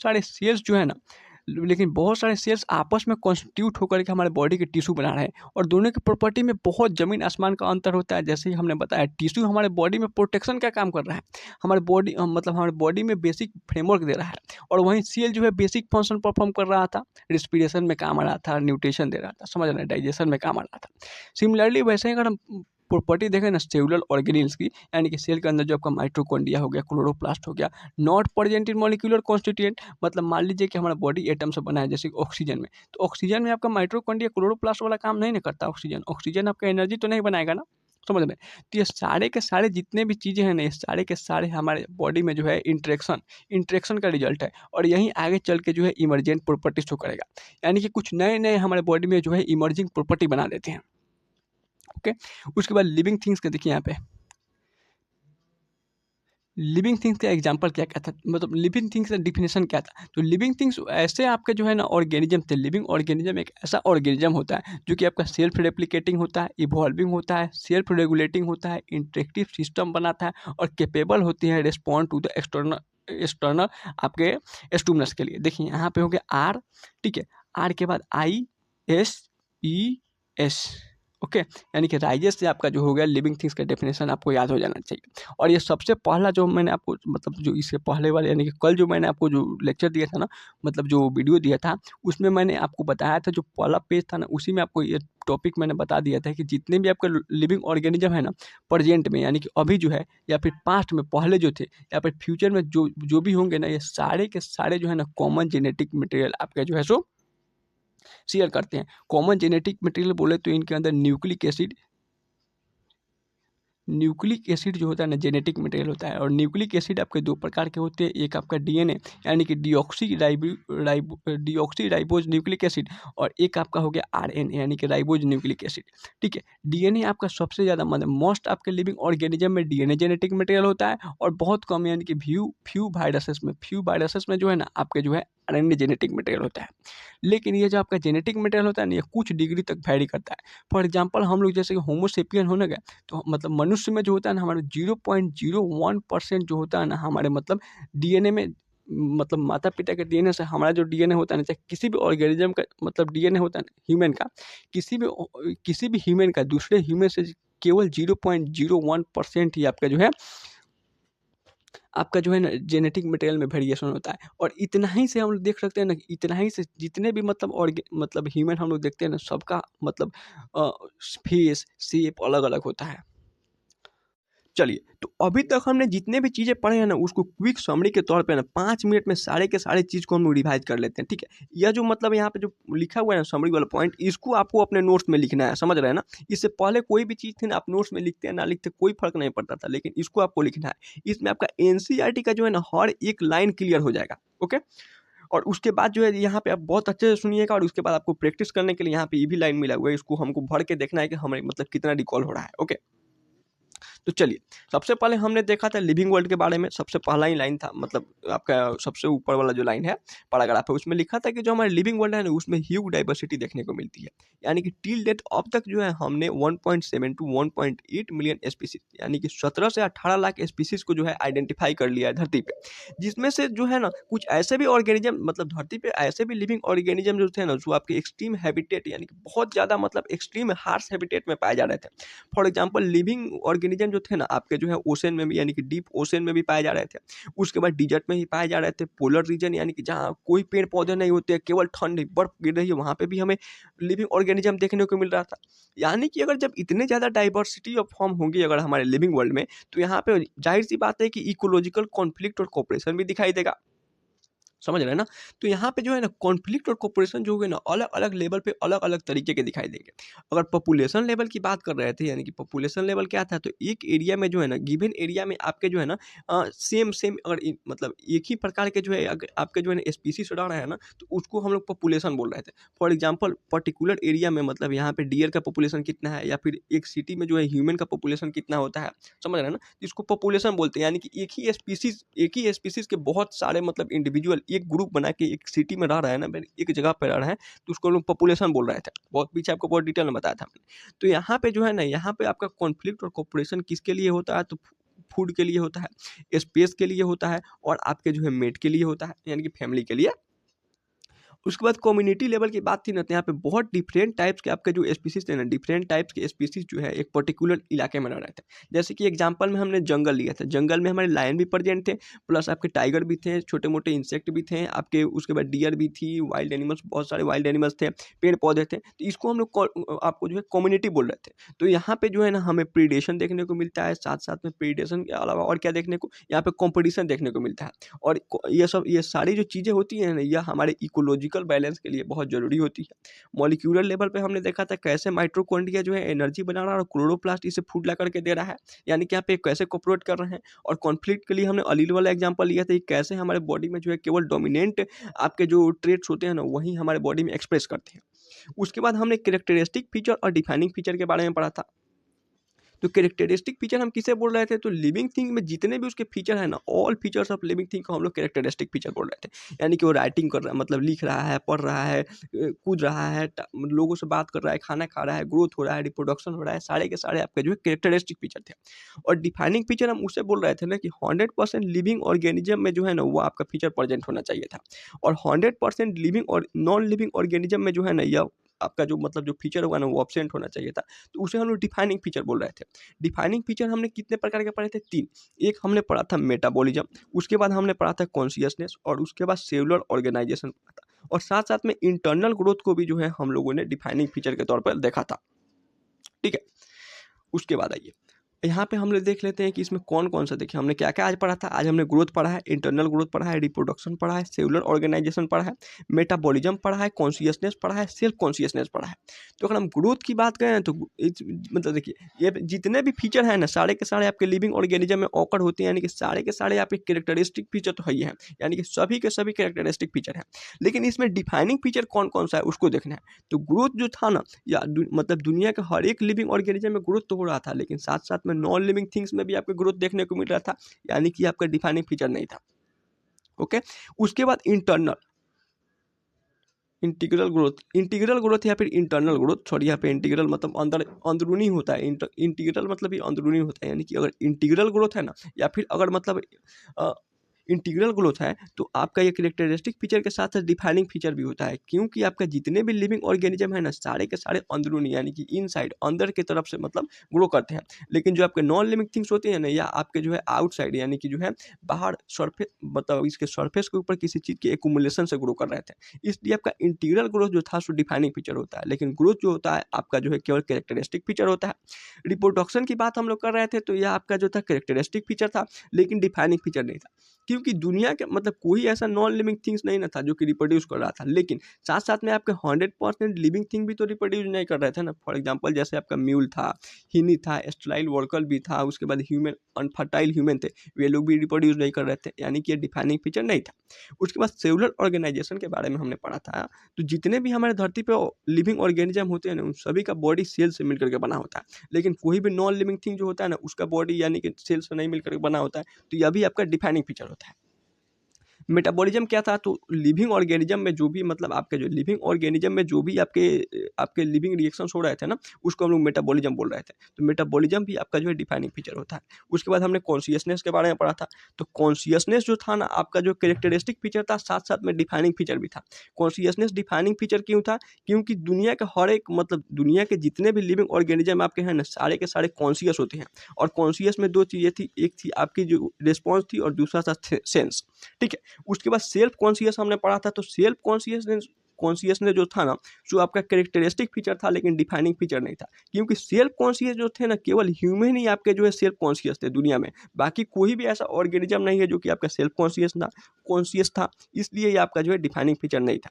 ओके, उसके बाद हमने ग्रोथ पढ़ा था। तो ग्रोथ के आपके दो या फिर ट्विन कैरेक्टरिस्टिक थे। एक आपका था इंक्रीज इन नंबर, मतलब अगर आपका सेल का नंबर बढ़ जा रहा है तो ग्रोथ हो रहा है, या फिर आपका इंक्रीज इन मास, और मास बॉडी का मास बढ़ जा रहा है फिर भी आप में ग्रोथ दिखाई दे रहा था। उसके बाद जो आपका यूनिसेलुलर ऑर्गेनिज्म थे ना, इसमें आपका ग्रोथ, रिप्रोडक्शन और सेल डिवीजन जो था वो म्यूचुअली इंक्लूसिव था, यानी कि जो है इंटरडिपेंडेंट थे। यानी कि मान लीजिए अगर उनके अंदर रिप्रोडक्शन होगा ना, तो ग्रोथ भी साथ साथ हो जा रहा था और सेल डिवाइड भी कर जा रहा था। लेकिन वहीं हम मल्टी सेलुलर की बात कर रहे थे, तो इनके अंदर जो है ना, आपका मतलब ग्रोथ रिप्रोडक्शन जो है यह म्यूचुअली एक्सक्लूसिव यानी कि इंडिपेंडेंट था। यानी कि मल्टी सेलुलर ऑर्गेनिज्म में ग्रोथ अपनी जगह होगा और रिप्रोडक्शन अलग चीज़ होगी। ओके, उसके बाद हमने प्लांट में देखा तो प्लांट में ग्रोथ जो था ना, वो थॉट आउट लाइफ यानी कि जीवन प्रांत तक हो रहा था। एनिमल्स के में बात कर रहे थे, तो एनिमल्स में up to a certain age ही हो रहा था। फॉर एग्जांपल जो ह्यूमन लोग हैं वो 18 से 20 साल तक ही बढ़ते हैं, उसके बाद तो उनके मतलब हाइट में या फिर उनके मतलब हाइट में तो ग्रोथ दिखाई नहीं देता है। लेकिन एनिमल में आपको जो है ना, मतलब सेल डिवाइड करता है, कब करता है? मतलब सर्टेन एज के बाद, जब इनके बॉडी जो है ना, मतलब इनके बॉडी के सेल को जो है हील करनी हो, यानी कि कहीं चोट वोट लग गया हो उसको हील करना हो, या फिर जो है यहाँ पे मतलब हमारे बॉडी के टिश्यू को रिप्लेस करनी हो, तभी हमारे बॉडी में जो है सेल आपका जो है ग्रोथ होता है। ठीक है, उसके बाद नॉन लिविंग जो थिंग था, इसमें जो है आपका ग्रोथ थे ना, वो एक्सटेंसिव थे। एक्सटेंसिव कहने का मतलब है ना कि इनके सरफेस एरिया के ऊपर आकर के कोई चीज़ एक्यूमुलेट हो जा रहा था, तो इसके अंदर ग्रोथ हो रहा था, क्योंकि यहाँ से इसका जो है मास है ना, मास बढ़ जा रहा था। उसके बाद हमने लिविंग थिंग देखा था। तो लिविंग थिंग में जो होता है आपका ग्रोथ इंटेंसिक होता है। इंटेंसिक कहने का मतलब अंदरूनी, यानी कि हमारे बॉडी के सेल जो है ना डिवाइड करते हैं, और एक सेल से दो सेल, दो से चार, चार से आठ ऐसे सेल बनते जाते हैं, और हमारे बॉडी का जो है मास बढ़ता जाता है। मास बढ़ता जाता है तो इसमें ग्रोथ होते जाते हैं। ओके, उसके बाद हमने रिप्रोडक्शन पढ़ा था। तो रिप्रोडक्शन हमने 2 प्रकार के देखे थे, एक था एसेक्सुअल रिप्रोडक्शन जिसमें जो इसके प्रोजेनी थे ना 100% सिमिलर थे, मतलब बहुत कम ही इसमें डिफरेंस देखने को मिलता था। वेरिएशन जो था बहुत मतलब बहुत लेस आपका जो है ना इसमें वेरिएशन बहुत कम देखने को मिलता है, वेरी लेस देखने को मिलता है। वहीं हमने सेक्सुअल रिप्रोडक्शन देखा था, तो इसमें आपके 2 पेरेंट्स इन्वॉल्व थे, इसलिए इसमें जो है ना इसके जो प्रोजेनी होते हैं ना थोड़े से मतलब डिफरेंट होते हैं, समझे, मतलब पेरेंट्स थोड़े से आपके स्लाइटली डिफरेंट होते हैं, जिससे कि इसमें वेरिएशन ज़्यादा देखने को मिलता है और यहाँ से इवॉल्व भी ये लोग ज़्यादा कर पाते हैं। ओके। उसके बाद हमने मोड्स ऑफ रिप्रोडक्शन के बारे में पढ़ा था, जो कि हमारा एनसीईआरटी में दिया था। क्या क्या दिया था? एक फंगी के बारे में दिया था। तो फंगी जो था ना मिलियंस ऑफ एसेक्सुअल स्पोर के थ्रू रिप्रोड्यूस कर रहे थे। प्लेनेरिया जो था आपके ट्रू रिजर्नेशन शो कर रहे थे।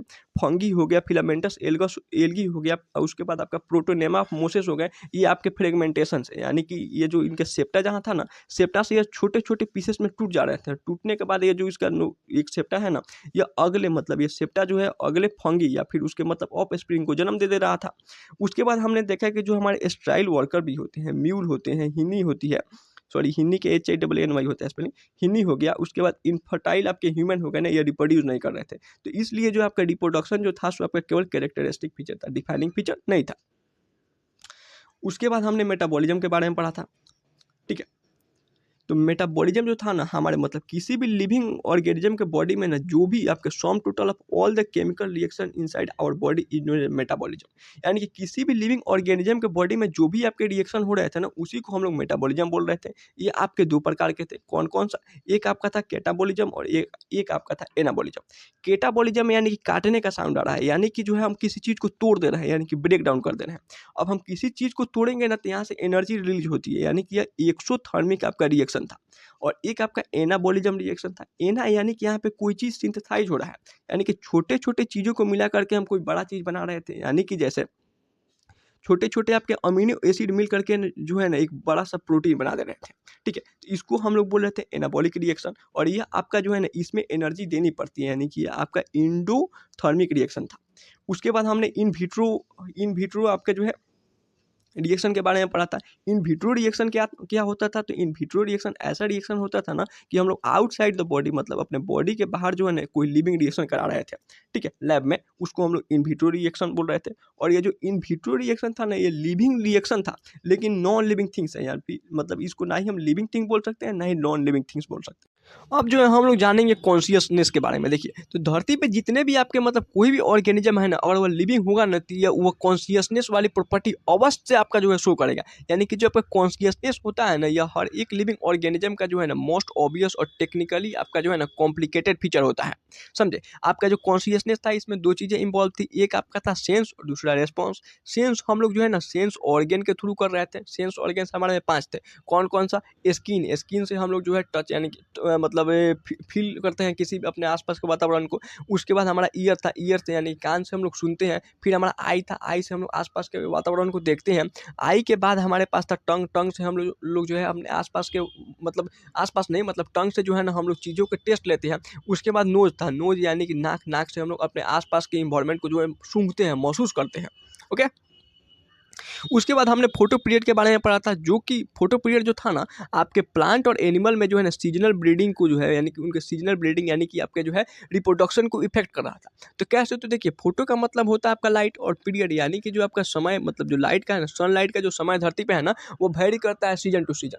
फॉर एग्जाम्पल अगर हम विंटर के सीजन में देख रहे थे, विंटर के सीजन में आपका जो होता है ना मतलब डे टाइम यानी कि जो दिन का ड्यूरेशन होता है ना वो कम हो जाता है। क्यों कम हो जाता है? क्योंकि यहाँ पे जो है ना सूरज की रोशनी थोड़ा कम आती है।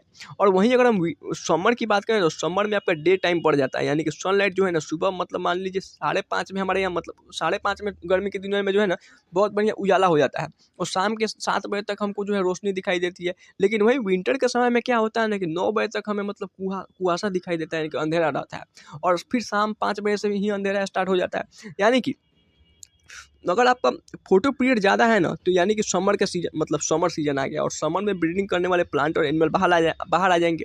अगर जो है आपका फोटो पीरियड जो है ना कम है, यानी कि आपका विंटर का सीजन है, तो विंटर वाले जो प्लांट और एनिमल होंगे ना वे बाहर आ जाएंगे और रिप्रोड्यूस करेंगे। ओके।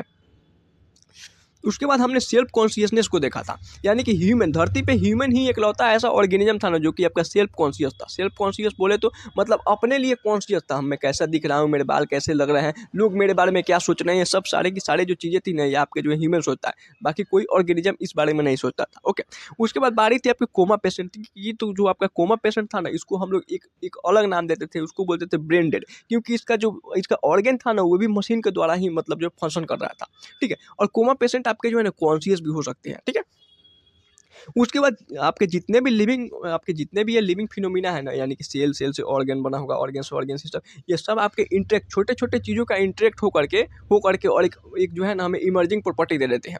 फॉर एग्जांपल जैसे कि हमने देखा था कि छोटे छोटे बायोमोलिक्यूल्स आपस में एग्रीगेट हुए, यानी कि ये आपके इंटरेक्ट किए और इंटरेक्ट करके हमारे बॉडी में जो है सो आपके ऑर्गेनिल बनाए, बहुत सारे ऑर्गेनिल इंटरेक्ट हुए और हमारे बॉडी के सेल को बनाए हैं, यानी कि एक नया प्रॉपर्टी, सेल वाली प्रॉपर्टी हमारे बॉडी में इमर्ज हो गई है। बहुत सारे सेल्स आपस में एग्रीगेट होकर के हमारे बॉडी के टिश्यू बनाए, यानी कि सेल से जो है हमारा टिश्यू जो है एक नया प्रॉपर्टी इमर्ज हो गया है। समझ रहे हैं ना, यानी कि जितने भी आपके लिविंग फिनोमिना होते हैं ना सारे के सारे आपके जो है रिजल्ट होते हैं इंटरेक्शन के, और ये आगे चल के जो है कुछ नए प्रॉपर्टी लेकर के उजागर होती है, यानी कि इमर्ज करते हैं। ओके, अब हमने जो है लिविंग थिंग का जो है डेफिनेशन देखा था। तो लिविंग थिंग के डेफिनेशन को हम क्या बोल रहे थे, कोई भी ऐसा ऑर्गेनिज्म जो है ना अगर उसको हम लिविंग थिंग बोल रहे हैं ना तो वो आपके 5 प्रॉपर्टी शो करता है। कौन सा, RISES, यानी कि सनराइजेस से हमने याद किया था। ओके, तो आर फॉर आपका रिस्पॉन्स करेंगे एक्सटर्नल स्टिमुलस को, यानी कि अगर हम बाहरी कोई उसको स्टिमुलस देते हैं ना तो वो उसके प्रति रिस्पॉन्ड करते हैं। एग्जाम्पल के लिए हम लोग को बताया था कि अगर आप अपने दोस्त को एक चाटा मारते हैं ना तो वो अभी रिस्पॉन्ड करेगा, आपको 2 चाटे मारेगा, प्लस गाली भी देगा अच्छा हुआ तो। उसके बाद हमने आई से देखा था, यानी कि इंटरेक्टिव सिस्टम, यानी कि आपके जितने भी प्लांट होते हैं या फिर एनिमल होते हैं ना एक दूसरे के ऊपर आपके जो है डिपेंडेंट होते हैं। प्लांट जो है ऑक्सीजन देता है और ह्यूमन प्लांट के लिए कार्बन डाइऑक्साइड बनाता है। समझ रहे हैं ना, वैसे ही आपका जो है एनिमल जो है प्लांट के पॉलिनेशन में मदद करता है और प्लांट जो है एनिमल को फूड देने का काम कर रहा है। मतलब धरती पर सारी चीज़ें जो है ना आपके इंटरडिपेंडेंट है, लिविंग थिंग आपके जो है इंटरेक्ट करते हैं एक दूसरे से।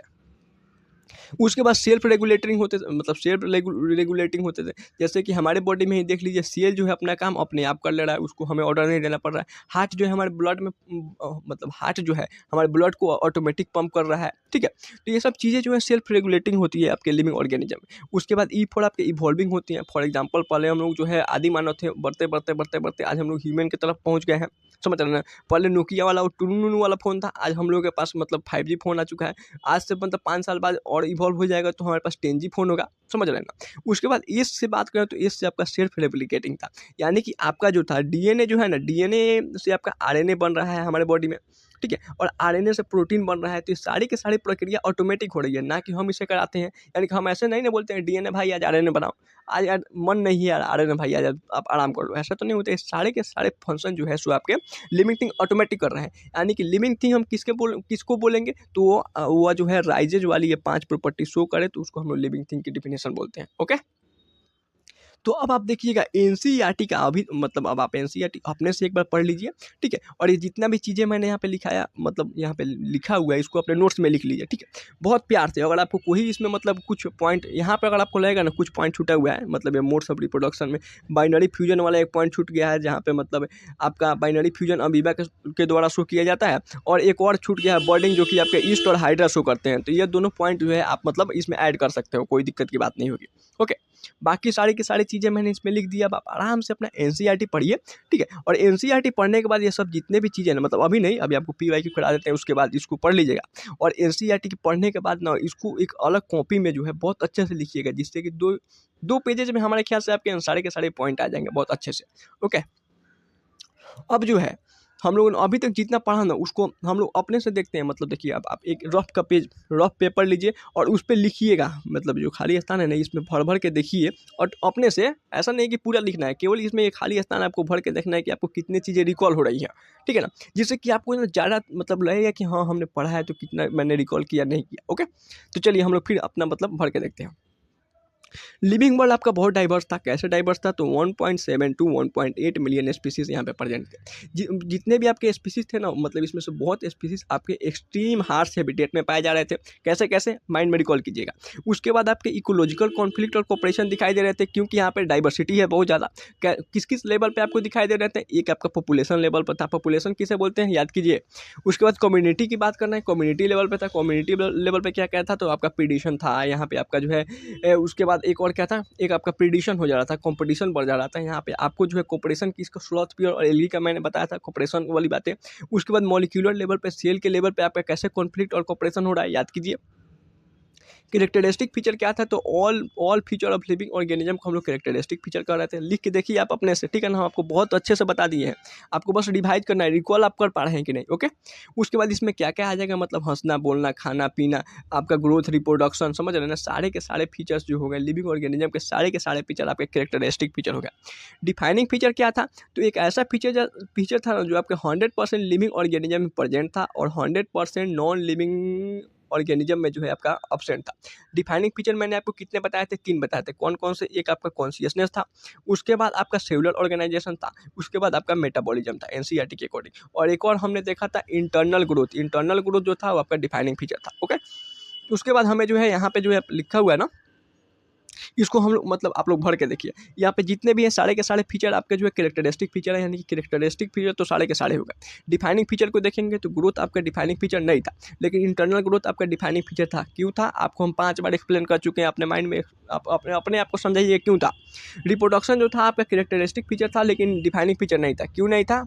आप रिकॉल कीजिए। सेलुलर ऑर्गेनाइजेशन आपका कैरेक्टरिस्टिक फीचर है, लेकिन आपका साथ साथ में डिफाइनिंग फीचर भी है।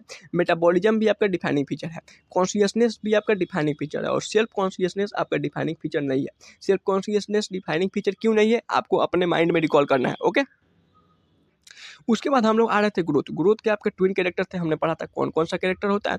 एक आपका इंक्रीज इन मास, यानी कि मास बढ़ रहा था, और नहीं तो increase in number of individual हो रहा था, तो हम लोग बोल रहे थे ग्रोथ हुआ है। उसके बाद यूनिसेलुलर जो ऑर्गेनिज्म था ना, इसमें ग्रोथ, रिप्रोडक्शन और आपका सेल डिवीजन जो था ना, इंटर डिपेंडेंट था, यानी कि आपका इंक्लूसिव इवेंट था। ठीक है, सारे के सारे एक साथ हो जा रहे थे। ठीक है, उसके बाद हमने मल्टी सेलुलर ऑर्गेनिज्म में जो है ग्रोथ, रिप्रोडक्शन कैसा था? तो मल्टी सेलुलर ऑर्गेनिज्म में जो है ग्रोथ या फिर रिप्रोडक्शन जो था आपका एक्सक्लूसिव था, यानी कि आपका इंडिपेंडेंट था। सारे के सारे जो है ना अपना अलग अलग, यानी कि ग्रोथ अपना एक अलग इवेंट होगा और रिप्रोडक्शन अपना एक अलग इवेंट होगा। प्लांट में ग्रोथ कैसे हो रहा था? तो प्लांट में आपका जो है ना अप टू लाइफ टाइम, मतलब लाइफ स्पेन तक जो है ना, लाइफ टाइम तक SPAN, उसके लाइफ स्पेन तक जो है ना आपका जो है ग्रोथ उसमें देखने को मिल रहा था। और एनिमल में जो है up to a certain age ही आपको जो है ग्रोथ दिखाई दे रहा था। नॉन लिविंग थिंग की हम लोग बात कर रहे थे, तो इसके अंदर ग्रोथ जो था एक्सटर्नल ग्रोथ, यानी कि इसके सरफेस के ऊपर कोई चीज़ एक्यूमुलेट हो जा रहा था ना, तो इसमें ग्रोथ देखने को मिल रहा था, जिससे कि इसका मास बढ़ रहा था। इंक्रीज इन मास के थ्रू आपका जो है living organism, non living organism grow कर रहे थे। लिविंग ऑर्गेनिज्म की हम लोग बात कर रहे थे ना, तो इसमें हमें कैसे ग्रोथ दिखाई दे रहा था? तो इंटीग्रल ग्रोथ दिखाई दे रहा था, यानी कि अंदरूनी, इसके अंदर जो सेल थे ना वही डिवाइड कर करके 1 से 2 सेल बनाते थे, और इसके अंदर आपका जो है ग्रोथ दिखाई दे रहा था। आप यहाँ पे जितने भी चीज़ें हैं ना, इसको केवल रिकॉल करना है, ठीक है ना। तेज में मतलब आपको कॉन्फिडेंस आए कि हाँ हमने ये पढ़ा है, ऐसी वाली बातें। अब जो है हम लोग पढ़ेंगे रिप्रोडक्शन के बारे में, मतलब रिप्रोडक्शन को रिवाइज करते हैं। तो रिप्रोडक्शन क्या था? आपका एक एसेक्सुअल था, जिसमें आपके जो प्रोजेनी थे ना, वो आपके 100% पेरेंट्स से सिमिलर थे, क्योंकि इसमें आपका एक ही पेरेंट जो था वो इन्वॉल्व था। उसके बाद इसमें वेरिएशन जो था बहुत लिटिल, मतलब वेरी लिटिल आपको जो इसमें वेरिएशन देखने को मिल रहे थे। यानी कि इसमें जो आपका जो इवोल्यूशन जो था ना, मतलब ये जो आपके एसेक्सुअल रिप्रोडक्शन से जो भी आपके जो है ऑर्गेनिज्म रिप्रोड्यूस करेंगे ना, उनमें बहुत कम, बहुत धीरे धीरे जो है इवोल्यूशन देखने को मिलेगा। उसके बाद आपका था सेक्सुअल रिप्रोडक्शन, जिसमें आपके जो प्रोजेनी थे ना, वे अपने पेरेंट्स से थोड़े से, यानी कि स्लाइटली जो है डिफरेंट थे, क्योंकि इसमें आपके 2 पेरेंट इन्वॉल्व थे। कौन कौन से? एक मेल और एक फीमेल, वो भी आपके जो है सेम स्पीसीज के। इसलिए इसमें वेरिएशन भी दिखाई देता था, और वेरिएशन के अलावा भी जो है ना, और वेरिएशन दिखाई देगा ना, तो इसमें आपका जो इवोल्यूशन था ना, या फिर ये जो ऑर्गेनिज्म है, ये इवॉल्व भी ज़्यादा तेज़ी से करते हैं। ओके। उसके बाद हमने मोड्स ऑफ रिप्रोडक्शन देखा था, यानी कि आपका फंगी में जो है मिलियंस ऑफ एसेक्सुअल स्पोर के थ्रू रिप्रोडक्शन हो रहा था। प्लेनेरिया में जो है ट्रू डिजर्नेशन शो हो रहा था। उसके बाद आपका था फंगी हो गया, फिलामेंटस एल्गी हो गया, पोर्टोनेमा ऑफ मोसेस हो गया। इन सभी में जो है ना फ्रेगमेंटेशन से आपका रिप्रोडक्शन हो रहा था, यानी कि ये छोटे छोटे फ्रेगमेंट में टूट जा रहे थे और यहीं से जो है मतलब ये जो टूटा हुआ छोटा सा फ्रेगमेंट होगा ना, यही नए पौधे को है जन्म दे देता था। उसके बाद हमने देखा कि स्ट्राइल वर्कर बी हो गया, चाहे म्यूल हो गया, हिनी HINNY, हिनी का स्पेलिंग थोड़ा देख लीजिएगा, ठीक ना। हिनी हो गया, इनफर्टाइल ह्यूमन हो गया, ये लोग जो है ना रिप्रोड्यूस नहीं करते हैं, ठीक है। इसलिए रिप्रोडक्शन जो था आपका केवल कैरेक्टरिस्टिक फीचर था, डिफाइनिंग फीचर नहीं था। उसके बाद हम लोग आ जाते हैं यहाँ पे मेटाबॉलिज्म पे। तो मेटाबॉलिज्म क्या था, तो हमारे बॉडी में जितने भी केमिकल रिएक्शन हो रहे थे ना, उसे हम मेटाबॉलिज्म बोल रहे थे। मेटाबॉलिज्म दो प्रकार के होते हैं, एक आपका कैटाबॉलिज्म, ठीक है, और एक आपका एनाबॉलिज्म। कैटाबॉलिज्म में काटने का साउंड आ रहा था, तो इसमें आपका जो है ब्रेक डाउन हो रहा था, यानी कि जो है इसमें आपका जो बहुत सारे प्रोटीन है ना, प्रोटीन यानी कि बड़े बड़े मॉलिक्यूल्स है ना, छोटे छोटे छोटे छोटे छोटे अमीनो एसिड में टूट जाते थे। ओके, और छोटे छोटे अमीनो एसिड में टूट जाते थे, यानी कि यहाँ पे जो है ना एनर्जी रिलीज होता था, यानी कि इसको एक्सोथर्मिक रिएक्शन हम लोग बोल रहे थे। उसके बाद हमारा एनाबॉलिक था, इसमें जो है नया चीज़ें आपकी जो है सिंथेसाइज हो रही थी, यानी कि इसमें आपका छोटे छोटे अमीनो एसिड मिल करके हमारे बॉडी में बड़े बड़े पार्टिकल्स यानी कि बायोमोलिक्यूल्स प्रोटीन बना रहे थे। ओके, और यह जो था आपका इंडोथर्मिक रिएक्शन था, क्योंकि इसमें जो है एनर्जी हम लोग एनर्जी देना पड़ रहा था। ओके, उसके बाद हमने इन विट्रो रिएक्शन के बारे में पढ़ा था, यानी कि इन विट्रो यानी कि एक ऐसा रिएक्शन जो है ना हमारे बॉडी की तरह रिएक्शन जो हो, लेकिन उसको हम लोग आउटसाइड द मतलब आउटसाइड द बॉडी कराएं, यानी सिंपल समझे ना, कोई ऐसा रिएक्शन जो हमारे अपने बॉडी के आउटसाइड कराए, समझे, उसको हम लोग बोलते हैं in vitro reaction. In vitro reaction आपका लिविंग रिएक्शन है, लेकिन ये ना ही लिविंग है ना ही नॉन लिविंग थिंग्स है। उसके बाद हमने पढ़ा था कॉन्शियसनेस, यानी कि कॉन्शियसनेस क्या था, आपका मोस्ट ऑब्वियस और टेक्निकली कॉम्प्लिकेटेड फीचर था हर एक लिविंग ऑर्गेनिज्म का। इसमें दो चीज़ें इंवॉल्व थे, कौन कौन सा, एक आपका था सेंस, एक आपका था रिस्पॉन्स। आपको अपने से भर के देखना है, ठीक है ना। ये सब चीज़ें ये मतलब आपको बहुत क्विक में डिवाइड कराते रहें कि आपको पता चले कि हाँ भाई हमने जो पढ़ा वो हम कितना माइंड में है, समझ रहे हैं ना। आराम से इसको अपने से भर भर के देखिए। उसके बाद आपका आ रहा है फोटोप्रिया, जो था आपका इफेक्ट कर रहा था सीजनल ब्रीडिंग प्लांट और एलिमेंट में कैसे कर रहा था, मैंने आपको कितना बार बताया है इसको अभी इसी वीडियो में, तो इसको अपने दिमाग में रिकॉल कीजिए कैसे हो रहा है सब चीज़ें। उसके बाद सेल्फ कॉन्शियसनेस की बात थी, तो ये केवल ह्यूमन में ही हो रहा था, ह्यूमन में ही आपके केवल ह्यूमन ही एकलौता ऐसा स्पीसीज था ना जो कि आपका सेल्फ कॉन्शियस था। कोमा के पेशेंट के लिए हमने एक अलग वर्ड यानी कि ब्रेन डेड का यूज किया था, ठीक है। उसके बाद आपके जितने भी फिनोमिना होते हैं ना, सारे के सारे आपके इंट्रेक्शन और इमरजेंस के ही रिजल्ट होते हैं। ओके, उसके बाद एक और चीज़ था यहाँ पर लिविंग थिंग, मतलब लिविंग थिंग का डिफिनेशन आप अपने से फिर से लिख के देखिए। लिविंग थिंग हमें क्या बताता था, RISES, यानी कि आर फॉर क्या था आपका, आर फॉर था ना रिस्पॉन्सिव टू एक्सटर्नल स्टिमुलस। आई से आपका क्या था, तो आई से आपका इंटरेक्टिव सिस्टम बना रहे थे। एस फॉर आपका था मतलब सेल्फ रेगुलेटिंग था। ई से आपका क्या था, तो इवॉल्विंग था। एस से आपका था सेल्फ रेप्लिकेटिंग, ठीक है। इसको लिख के देखिए, जितना भी हमने पढ़ा ना, हम मतलब आपको जो है 3 बार तो हमें ऐसे ही अभी रिवाइज करा दिए, एक बार यहाँ रिवाइज करा दिए, फिर यहाँ पे आपको रिवाइज करा दिए। अब जो है आपको करना क्या है ना, कुछ भी नहीं करना है, आप अपने एनसीईआरटी को खोलिए, एनसीईआरटी से इस टॉपिक को पढ़िए, ठीक है। और टॉपिक को पढ़ने के बाद अच्छे से जो अपना शॉर्ट नोट्स बनाइए, ज़्यादा नोट्स मत बनाइए, एकदम शॉर्ट नोट्स बनाइए, जिससे कि आपको रिवीजन करने में बहुत आसानी लगे। तो अब हम लोग जो है PYQ जितने भी है ना उसको हम लोग देख लेते हैं, ठीक है। तो अब हम लोग देखिए 2011 का ये पूछा हुआ क्वेश्चन, इसमें केवल 3 ही क्वेश्चन पूछा है, 11 में और एक 7 में और एक मतलब 2 क्वेश्चन आपके 2007 में आए हैं बस। तो देखिए सबसे पहला क्वेश्चन है ना, which of the following except is आपका exclusive characteristic of living thing, मतलब लिविंग थिंग का जो है ना सबसे एक्सक्लूसिव कैरेक्टर इसमें से क्या है। तो सबसे पहले लिखा है कि isolated metabolic reaction occur in vitro. In vitro वाला जो रिएक्शन था ना ही लिविंग था ना ही नॉन लिविंग था, तो ये ऑप्शन आपका एलिमिनेट हो गया।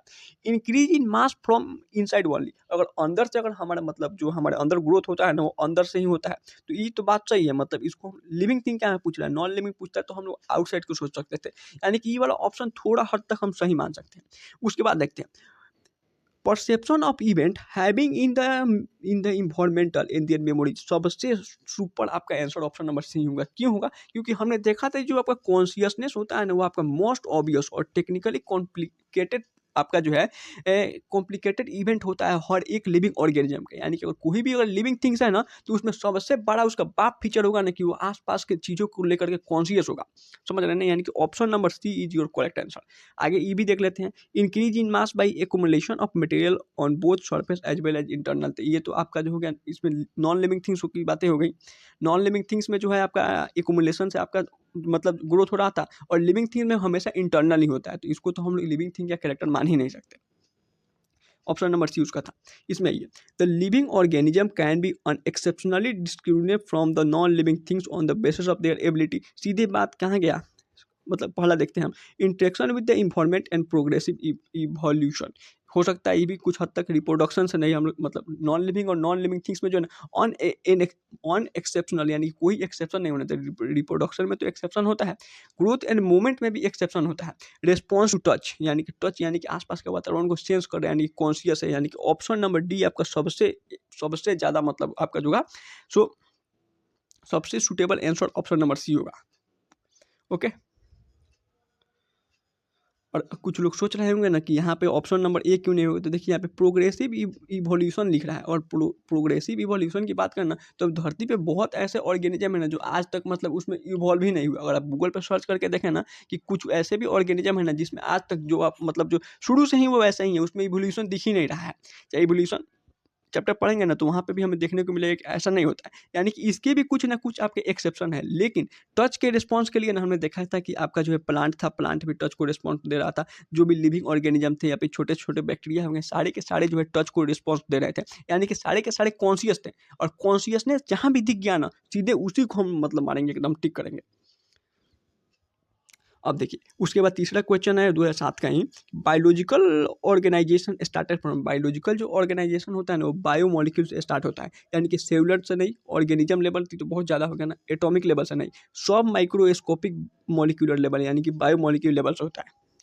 ओके, आइसोलेटेड मेटाबॉलिक रिएक्शन जो होता है ना आपका इन विट्रो रिएक्शन होता है, एनसीईआरटी की लाइन है ही। ओके, अच्छा एक मिनट, देखिए हम भी चमक है।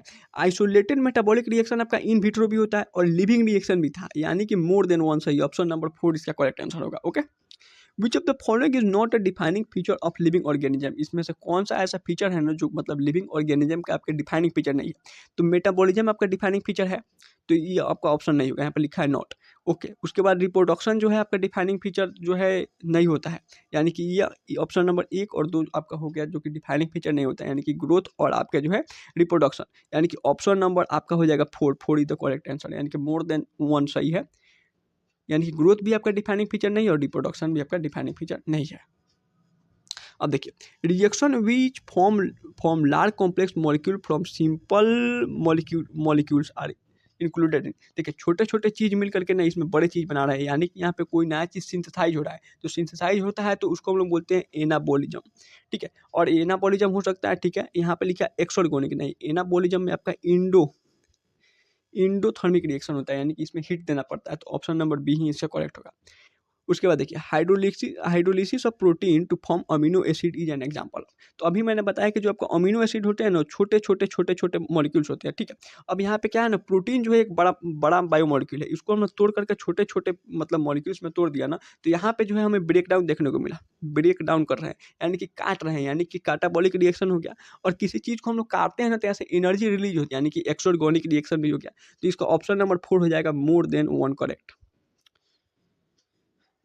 आगे आते हैं, growth and reproduction are synonymous to. Growth और रिप्रोडक्शन आपका मतलब एक जैसा किस में दिखाई देता है, तो यूनिसेलुलर में। ग्रोथ एंड रिप्रोडक्शन आपके यूनिसेलुलर में एक जैसे दिखाई देते हैं। टाइगर मल्टी सेलुलर है, मैंगो में मल्टी सेलुलर है, मशरूम मल्टी सेलुलर है, बच गया अमीबा।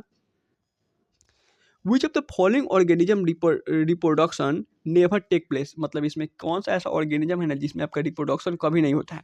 तो एक आपका यहाँ पे लिखा हुआ है कि फर्टाइल ह्यूमन में तो होता है, वर्कर बीज में जो है ना इसमें नेवर लिखा है, वर्कर बीज में नहीं होता है, और म्यूल में नहीं होता है, यानी कि आपके ऑप्शन नंबर हो गए 4 हो गए। और म्यूल कैसे बन रहा था, थोड़ा रिवाइज कीजिए, म्यूल कैसे बन रहा था, तो जो है जैक यानी कि आपका डोंकी था, डोंकी हो गया, और प्लस आपका मियर यानी कि हॉर्स मिल रहा था ना, तो हमारा मतलब म्यूल बन रहा था जो कि आपका स्ट्राइल था। दोनों अलग अलग स्पीसीज के मेंबर हैं। Which of the following can be considered as a defining feature of living organism. Living organism का डिफाइनिंग फीचर कौन सा होगा, इंटरनल ग्रोथ। इंटरनल ग्रोथ आपका डिफाइनिंग फीचर होता है। ठीक है, सेलुलरिटी भी आपका डिफाइनिंग फीचर होता है, और कॉन्शियसनेस भी आपका डिफाइनिंग फीचर होता है, यानी कि all of the above, option number 4 आपका करेक्ट हो गया। What kind of growth is exhibited by non living things. Non living thing कैसे करते हैं, तो इसमें ग्रोथ कैसे होता है, तो accumulation of material on surface. हाँ, ऑप्शन नंबर ए तो करेक्ट दिख रहा है। Accommodation of material from inside, ये गलत है। Growth from inside, growth from inside तो आपके मतलब जो है लिविंग थिंग में ही दिखाई देता है, और नॉन ऑफ द अबव, यानी कि ऑप्शन नंबर 1 ही इसका करेक्ट हुआ। Cell division occur dash in plant and dash in animal, continuously in plant यानी कॉन्टिन्यूसली इन प्लांट, कॉन्टिन्यूसली यानी कि इसको काट दीजिए, और डैश इन एनिमल, एनिमल में up to a certain age, option number A correct हो गया। इनकरेक्ट बात का इसमें पता लगाना है। देखिए फोटो पीरियड जो होता है ना, इफेक्ट करता है आपका रिप्रोडक्शन इन सीजनल ब्रीडर, सही बात है, मतलब यह बात आपका करेक्ट है। उसके बाद prokaryotes can also sense their environment, ये भी आपका करेक्ट बात है, एनसीईआरटी की लाइन है। Eukaryotes can sense and respond to external मतलब कॉजेज, ये भी सही बात है। Not all living phenomena are due to underlying interaction, ये आपकी जो है गलत बात हो गई, यानी कि ऑप्शन नंबर 4 करेक्ट हो जाएगा। इसके लिए जो है ना आपके शॉर्ट नोट्स में मैंने यहाँ पे लिखा भी था, देखिए यहाँ पे क्या लिखा है, all living phenomena are due to result in emergence interaction and emergence. Okay sorry, हम लोग यहाँ थे, ठीक है। चलिए अब हम लोग यहाँ पे आते हैं। Human being is the only organism जो कि आपका सेल्फ कॉन्शियस होता है और अवेयर ऑफ हिमसेल्फ, यानी कि बोथ 1 और 2, ऑप्शन नंबर 3 आपका करेक्ट आंसर हो गया। अब इसमें जो है हमें मतलब रिप्रोडक्शन बताना है कि इसमें क्या होता है। तो हमने देखा प्लेनेरिया में ट्रू रिजर्नेशन, यानी कि एक का आपका 4 हो गया, एक का 4। चलिए फंगी में आपका जो है ना, फंगी में मिलियंस ऑफ एसेक्सुअल स्पोर कहीं लिखा हुआ है, एसेक्सुअल स्पोर, यानी कि इसका 2 हो गया। ईस्ट की बात करें तो ईस्ट में आपका जो हो गया बर्डिंग के थ्रू, यानी कि इसका 3 हो गया, और अमीबा में बाइनरी फ्यूजन यानी कि 1 हो गया। तो 4 किस में है, 4 एक ही में है यहीं पे, ऑप्शन नंबर बी 4 और 2 और 5, 4 के साथ 2 और 5 भी हो सकता है, फंगी फ्रेगमेंटेशन से भी शो करता है, ठीक है ना, 2 और 5 ठीक है। उसके बाद आपका 3 हो गया और डी, यानी कि ऑप्शन नंबर 2 करेक्ट हो गया। How many in the number of the following properties are defining character of living organism, मतलब लिविंग ऑर्गेनिज्म में बताना है कौन कौन सा डिफाइनिंग आपका कैरेक्टर है। पहला आपका ग्रोथ नहीं, ग्रोथ आपका जो है कैरेक्टरिस्टिक था, इंटरनल ग्रोथ डिफाइन हुआ, रिप्रोडक्शन भी नहीं होगा, मेटाबॉलिज्म एंड कॉन्शियसनेस, यानी कि ऑप्शन नंबर 2, 2 हुआ ना, 1 और 2। Most obvious and technically complicated feature, सीधी बात कॉन्शियसनेस होगा ना। चलिए अब यहाँ पे आपका मतलब जो कंप्लीट चैप्टर था ना, ये कंप्लीट हो गया, यानी कंप्लीट चैप्टर नहीं, मतलब आज का जो है टॉपिक कंप्लीट होगा। कल ये चैप्टर आपका जो है मतलब अच्छे से पूरा कंप्लीट हो जाएगा। आज आपको क्या करना है, आपके एनसीईआरटी का जो ये 3 पेजेस होंगे ना, उसको बहुत अच्छे से जो पढ़ना है, साथ साथ में आपको जो है शॉर्ट नोट्स आपको बना लेना है, जो क्विक रिवीजन नोट्स दिए हैं ना उसको भी देखना है, और आप एनसीईआरटी पढ़ करके और कुछ इसमें आपको अच्छा लगे या फिर नोट्स अगर आप देख लेना तो इसको नोट्स इतना बढ़िया, मतलब छोटा छोटा नोट्स बनाइए कि जिसको आपको बाद में पढ़ने में अच्छा लगे। ओके, तब तक के लिए ओके बाय, थैंक यू।